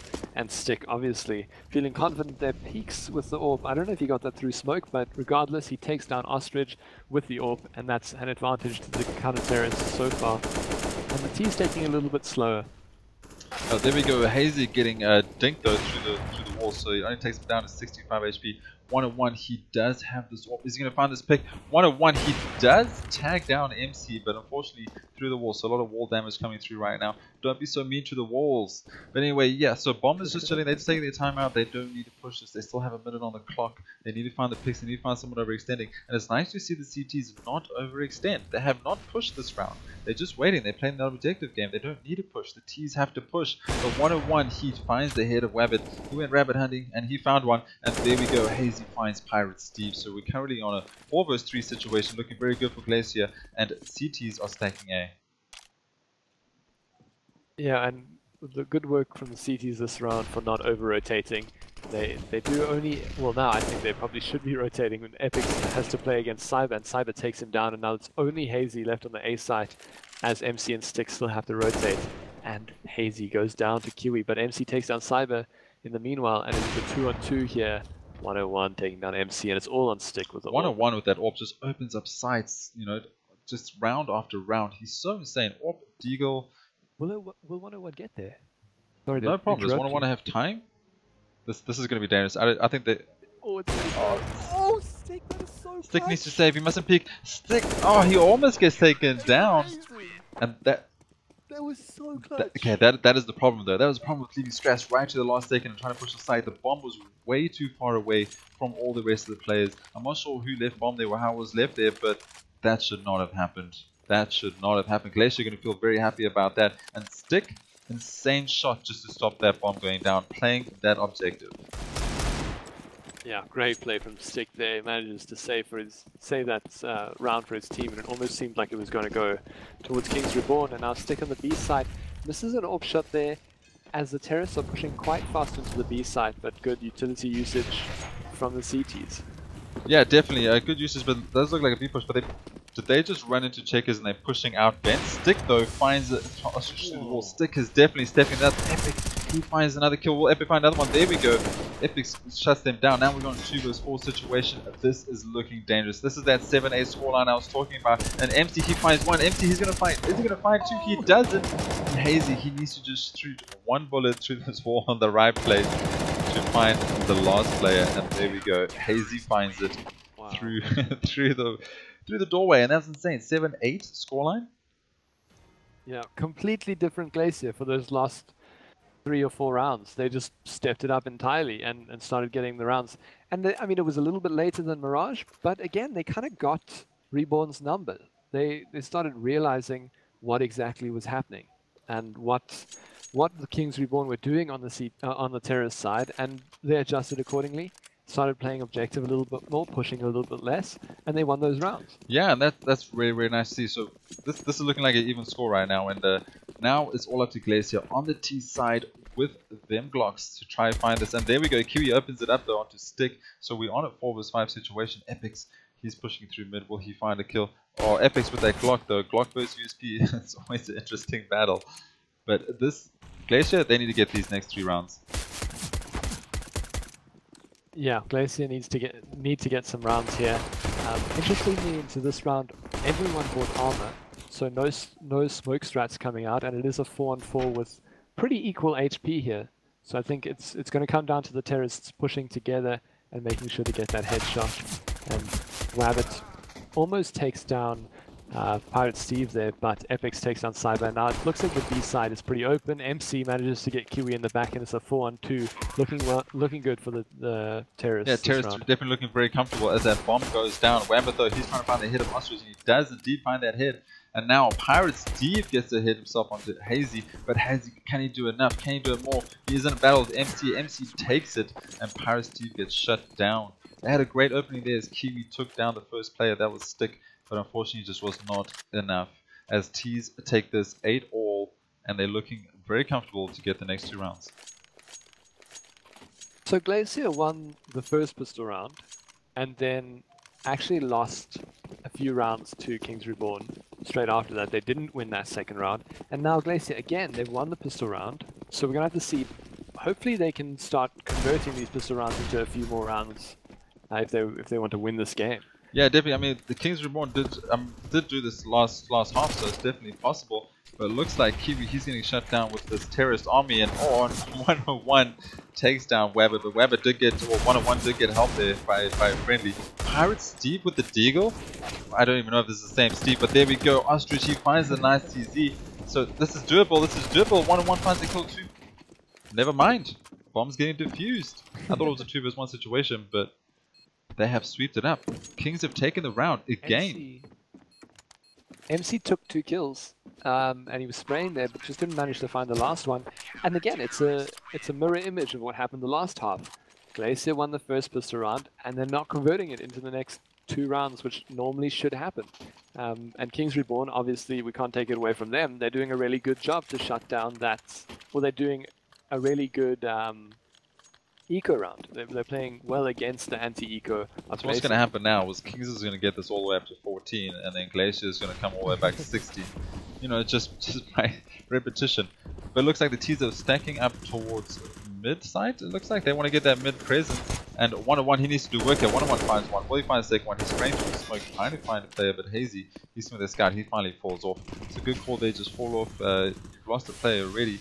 And that is 101, taking down MC. MC is currently on 22 frags for his team, a whole 10 above the second fragger. So taking him down is big. He needs to go down round after round to convert these rounds into points.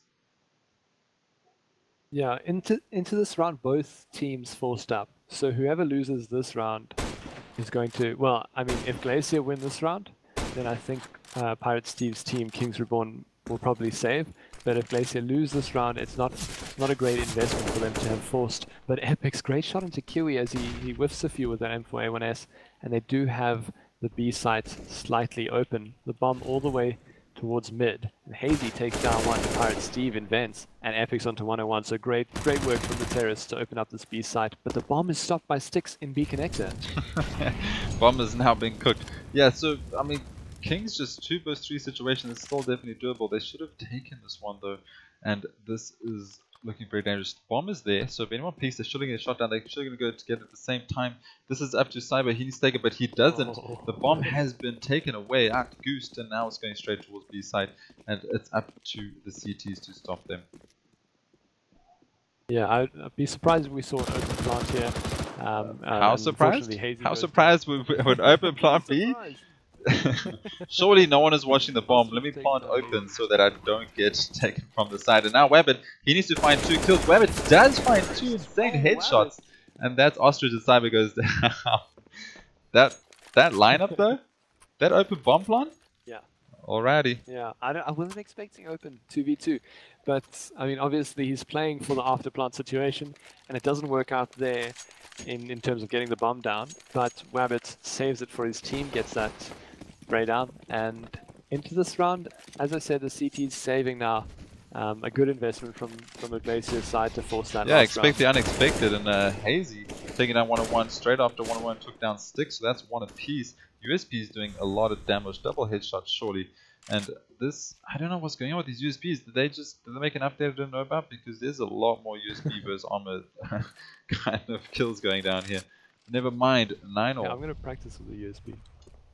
Definitely going to practice with the USP after seeing what these players have been doing with it. And the bomb towards checkers, they go through vents, and there are 3 CTs here on the B site, or at least around the B site. So if the terrorists don't peek their angles correctly, they're not going to win this. But MC takes down Pirate Steve and Hazy, chiming into Kiwi.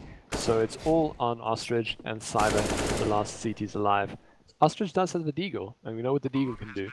Yeah, definitely. We know what that deagle can do, and it's very, very dangerous. But at 1 vs 4, I don't believe it. And there we go, Ostrich goes down. So Glacier feeling a lot more confident on this T side, but we haven't really seen full buys come out yet. We've seen mixed buys from Kings, but we haven't seen a full buy yet. Yeah, of course, because Kings, they won that second round, lost the third, lost the fourth.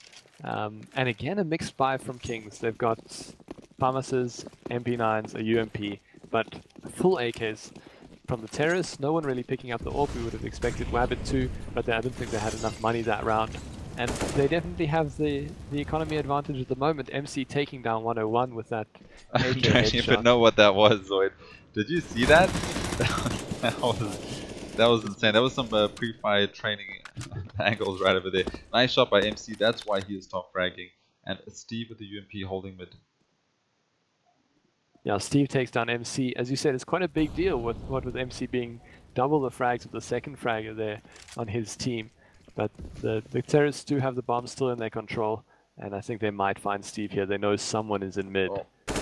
And, wow, takes the head off of Steve. That was Hazy.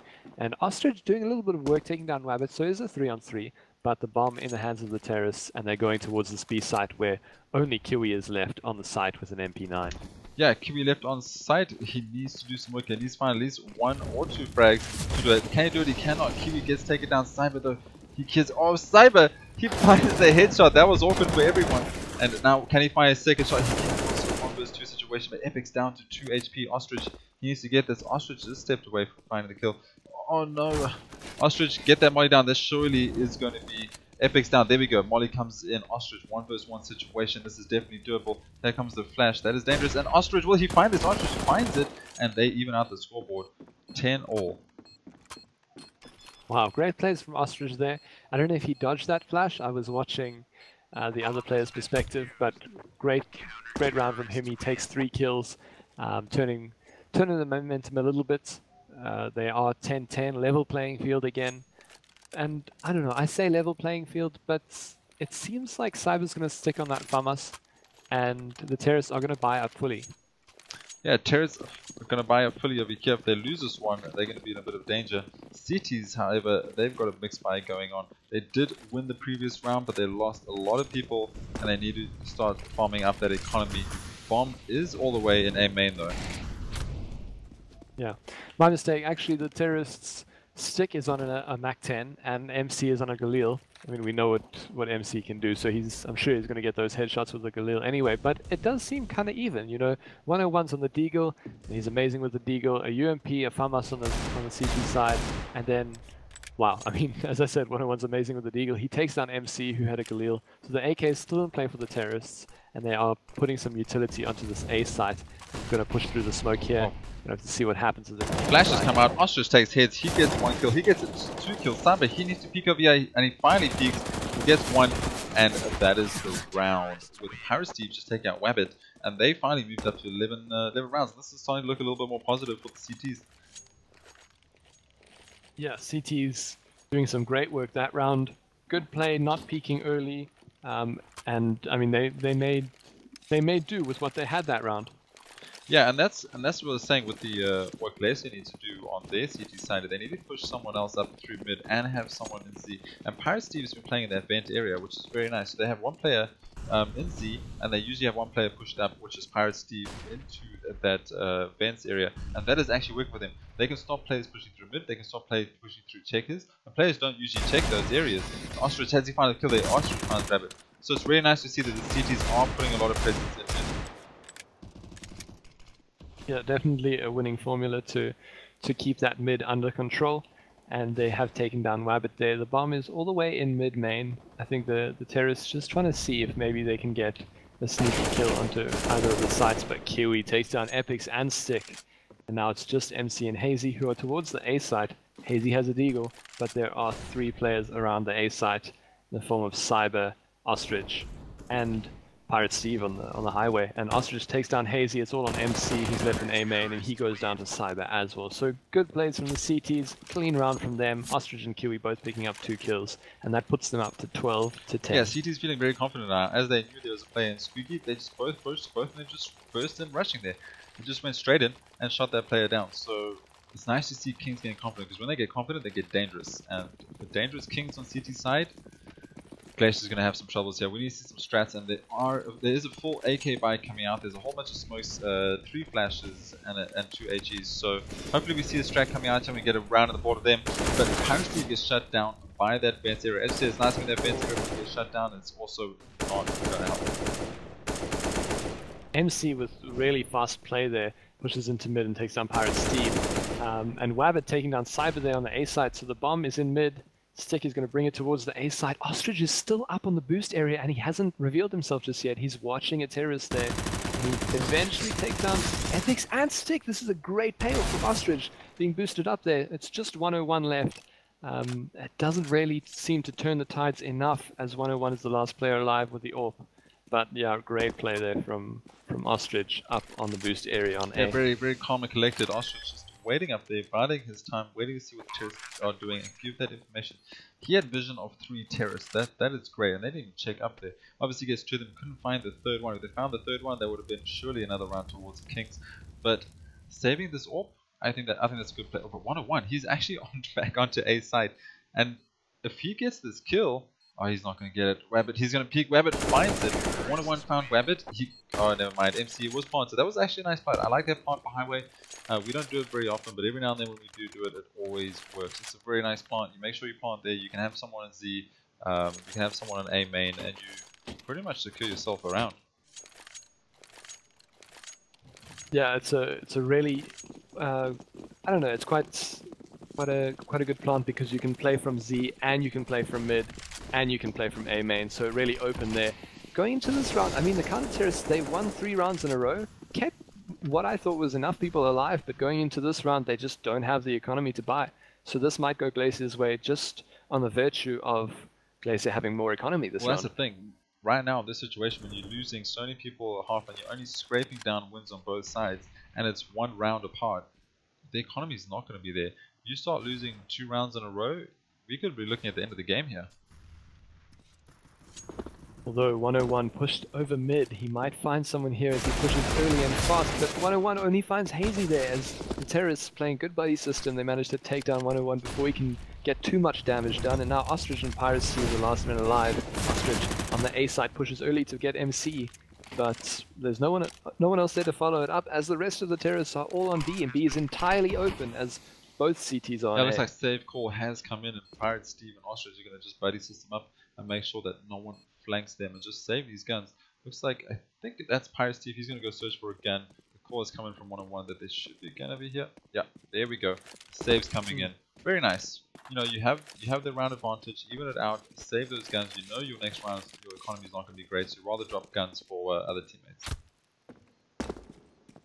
Yeah, another leveling out of the playing field. Both teams on 12 now as Glacier wins this round with a bomb explosion, and I don't think we're going to see any kills here as Steve and Ostrich are saving in the squeaky area. But as you said, they'll be able to buy here, they'll be able to drop for their teammates, and potentially bring this back as Glacier have put themselves in a good position to start winning this game potentially. I don't think they've been up in rounds for a while. Yeah, definitely not. But a good buy round coming from the CTs. Just looking at the economy right now, whoever loses this one surely should go into a save or a very unlucky force buy. And Pirate Steve, he's just walked straight past the player. I think Hazy knows. Pirate Steve, Pirate Steve did not know who to go for. That awkward CSGO situation where you have two people in front of you that did not know who to shoot for. And that is very unfortunate. Pirate Steve just making some mistakes over there. And that's going to hurt. Yeah, that's definitely going to hurt as he was on the CT side, so the advantage is even more on the terrorist side, as Pirate Steve didn't manage to get a kill there.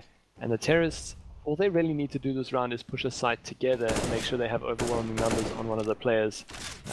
But taking these duels, MC and Stick both have eyes on towards the A site. I don't know if anyone's watching mid, so if the counter-terrorists push through here, and that's what Kiwi's doing. Kiwi finds one into Hazy, but MC takes him down there, and MC, Epics, and Stick still alive, all against 101 again, and this isn't a nice situation for 101, but he's making it work. He takes down Stick with a good flick there, picks up an AK, can he find someone else? He cannot. MC takes down 101, and that puts Glacier up to 13, and as you said, this isn't the best force buy for the CTs. I think they might just save. Yeah, this is looking a little bit dangerous. They can't afford to lose all these rounds right now, and Glacier looking like they're going to come out on top. We do have MC on 29 frags, still keeping that 10 frag ahead of the second frag, which is Wabbit on 18. If we have a look on the CT side, Cyber, well, we've got a couple of guys right at the top, but do need them to step up. And Hazy here, he's just taking down these players. He's finding 2 kills in mid. Suddenly a 2 vs 4 situation. Stick does go down though. Ostrich and Kiwi have bought up MP9s to level the money on their team, but I don't think they're actually going to do that much this round. I mean, I understand the advantage of leveling the money, but also at the same time, maybe could have just saved that. Ostrich, he lets one player past, and eventually it doesn't actually pay out. He gets taken down by Hazy. Kiwi does get Wabbit, but MC takes him down in the end. Hazy with 3 kills that round. So he's also stepping it up. He held mid quite nicely there, and this puts it to 14-12. CT's buying up what they can. They're going to have to win this one if they want to be able to win the game outright. Otherwise, it's definitely going to overtime. If not, just Glacier straight up. Yeah, definitely, and just, you know, I thought there would be a pause coming out. Surely, you know, pause, just reset, re-talk about the situation, break the stride of the T's over here. But no pauses come out. They're feeling it. They've brought up pull over here, and MC opening up B side onto Kiwi, and this is going to look dangerous. T's are all on B side. Bomb is going to go down. They just need to hold this. That molly was perfect. Just pushed off the CT player, and Bomb still hasn't been planted. There we go. Bomb goes down. 14-12. This could be 15-12 in the favor of Glacier on this BO3 last map on cash. I mean, that's the danger of playing 1B. Kiwi gets taken down by MC there, and the site is entirely open. And now I don't really know what the CTs can do. They're all coming from CT. If they can find some headshots here, but they can't. Epics takes down Pirate Steve, but a good trade from Cyber. And now they're pushing straight onto site. Stick takes down Cyber. 101, the last man alive, and Stick takes him down as well. 15-12 to Glacier. That's a really great play from him. And MC up to 31 kills. Absolutely standout performance from him. Yeah, definitely can't agree more. And Glacier feeling very happy with hitting that match point 15 rounds. And Kings, got to get 3 rounds. Do we want to see overtime here, Zoid? Do you think they can make it to overtime? Famous? UMPs? They definitely can. I mean, we've seen what Kings Reborn can do. They definitely can take it to overtime. If it will go to overtime this map, I mean, we're just going to have to see how it plays out. The terrorists do, of course, have the economy advantage. Wabbit onto an AWP, 4 other AKs on the team, and I mean, the CTs have learned from that last round. They've put 2 on B. I don't know if it'll be enough. Starting out well for the CTs, 101 taking down Stick with that. Yeah, the bomb now is the rotate's been come in. Ostrich, he needs to find it. Ostrich does not. He does pull the bomb plant. So now Sabe, can he find a frag? And Ostrich's great call there just to make sure that he told his team to rotate and found one frag to help out. Cyber though, Cyber finds one. That's Epic's gone down. A 4 vs 2 situation. MC though, he's been playing out of his mind. He finds a kill though, and 101 through the smoke finds MC, and we have 1 player left. That is Wabbit. Wabbit's gonna get sprayed down by that UP, and as you said, they can definitely do this. 15-13. Wow. Great play from Kings Reborn there, pushing at just the right time, and I think one of the Glacier players wasn't on site. He just doesn't, that was Wabbit, he just doesn't manage to sort of stop them from getting position on site, and once they have position, they have 3 players, someone defusing. It's a lot to ask from Wabbit. And I mean, the economy's still not really there for the CTs. We see Pirate Steve still on a UMP, 101 on a Deagle, although he might pick up a gun there. Yeah, 101 picking up an AWP. So no AWPs on the T side, and AWP for the CTs. So this is interesting.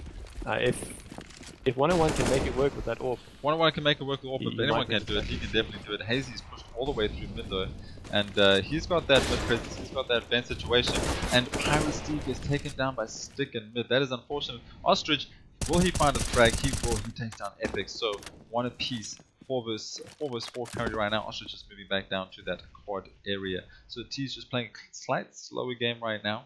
They don't have to overextend themselves. They just need to try and find a pick. And Wabbit pushing through mid. Is he going to peek highway? Is he going to try to open up A side? Wabbit does peek highway now, but it seems like the counter-terrorists playing very patient CS there. Cyber and Ostrich on the A side aren't peeking too early, and Wabbit eventually decides to push into Z here, and he does pick up 101, who had an AWP, and he was quite an integral player here on the CT side as MC takes Kiwi down, and now it's a 4-on-2. MC getting the bomb down on B, and Cyber and Ostrich are all the way on A. They're going to have to find this kill on Z, and then a few more kills. Seems like a back was shown there. Cyber does eventually find Wabbit, so all hope is not lost, but 3 terrorists to find on this B site. Yeah, 3 terrorists to find. It's 2 vs 2 situation. There we go. Cyber does find 1. Can Cyber find the second one? They do know where the players are. It is planted for them. There we go. Oh, Cyber and Ostrich, they find him. There we go. Glacier, the MC. He is left on 19 HP. This defuse could come through. It is going to come through. And Cyber gets it. 15-14. What the hell did we just see? That was insane. Unfortunately, an unlucky plant there for MC means that he can't close it out there from his position. And this is it. This is match point for Glacier. If they win this, they win the game. If Kings Reborn win this, it's going to take us to overtime. MC on 35 kills. He's doing so well. Going into this round, we're pretty much even. Pirate Steve on the UMP, and the rest of his players do have rifles. 101 has an AWP, and again, the terrorists don't have an AWP. Yeah, Pirate Steve with that UMP straight up in mid. Will this Kobe work? Not the third Kobe for tonight for Pirate Steve. Hazy though, sending his own one back there. So Pirate Steve surviving this time does take down Hazy to 27, so that's looking good. They need to get this round and take it to overtime, and Pirate Steve pushes, he gets aggressive, and 1-1 trade. Never mind though, 101 takes down MC, and that is the top fragger. MC going down, and that's what they need. 3 vs 4 situation right now. Kings could take this to overtime, and we could see overtime on the 3rd map. Yeah, we could see overtime here indeed. Sorry, my game just froze for a second, but it is back. We have 3 players on the terrorist side, Wabbit, Epics, and Sticks, and they all seem to be working mid here. We want to try and find this pick onto the A site, but Cyber is ready there, and Kiwi is ready to push Z if he hears anyone in mid. And they're pushing quite slowly there, but Epics did make a noise as he jumped, but he takes down Kiwi anyway, and Wabbit goes down to Cyber, so 2 terrorists left versus 3 CTs. Yeah, versus 3 CTs, so 2 versus 3, this is for the overtime, and they just need to get that bomb down. 40 seconds on the clock. Sticks Is he going to go towards B? It does look like he's going to go towards B. There is only one player holding that, and Epix, he finds Cyber. Now it's 1-on-1. He needs to find this kill. Sticks though.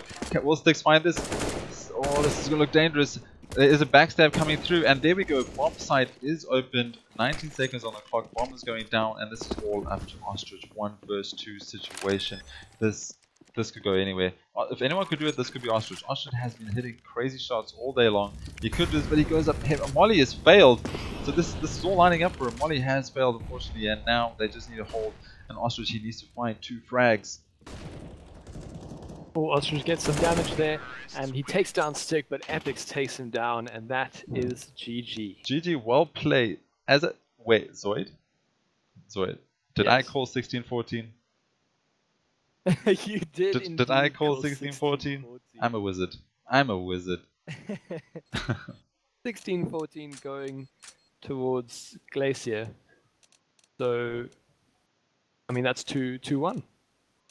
Yeah, 2-1 in the favor of Glacier. Glacier winning out that BO3 versus Kings Reborn. A crazy, insane, close game all the way right up to the end. That could have gone to overtime. We could have seen more CSGO, but that was insane. That was a great game. That was 2 great teams battling it out, unfriendly match, and they took it right up to 16-14 on cash. Obviously, Kings Reborn taking Mirage 16-10, and then Glacier bringing it back to 16-14 on Cobblestone, which is their map pick, and then taking 16-14 again on cash. 2 very, very close games, 2 insane games, and that was awesome. Such a close series, man. I mean, MC, that last game, so clutch. And Stick as well, with his plays there, also to stop that bomb plant somewhere in the middle of the match. Really well played from them to eventually close it out 2-1. But yeah, insane, so close the whole time. Yeah, definitely. Okay, man of the match from both sides. Give it up. I'm gonna say MC for this last performance. I think that overshadows the rest of his teammates, unfortunately. But he did so well, and I mean the rest of his teammates also incredible plays from all of them. But MC with 35 kills that last game, well played from him. And then I mean I'm not sure about the Kings Reborn side. I think 101 probably, and Mango first map. I don't know what you think. Yeah, I definitely give it up to MC. He did a great job. And then from obviously King's side, I just think 101. I mean, Mango was sick, obviously, first map, but he went away to bed. So I think 101, definitely. 101 and MC. 2 great fraggers. That was sick. Cool, guys. Thank you so much, everyone, for chilling out. I think we answered most of the questions through the half times and the times out, so we won't delve into any more of that. But thank you guys so much for pulling in. We had over 30 viewers constantly, which is pretty insane. Thank you so much, guys. We'll definitely do some more casts. Make sure you guys get onto our Discord or just follow the channel so that you can see when we're going live. We do have Twitter and Facebook and all that kind of thing. So we'll catch you guys in the future. Thank you so much for staying up for this BO3 and supporting local CSGO. Cool. Zoid, any last words, or are you good to go? No, we're good to go. That was an awesome game. Thanks for the cast, of course. Thanks for the teams to playing and allowing us to cast. Because that was, I mean, one of the most intense games I think we've casted. So it was very fun. Thanks to everyone for watching. Cool. Thanks, guys. We'll check you out. Thank you so much. And yeah, have a good day. Have a good Monday tomorrow. Have a good week. Cheers.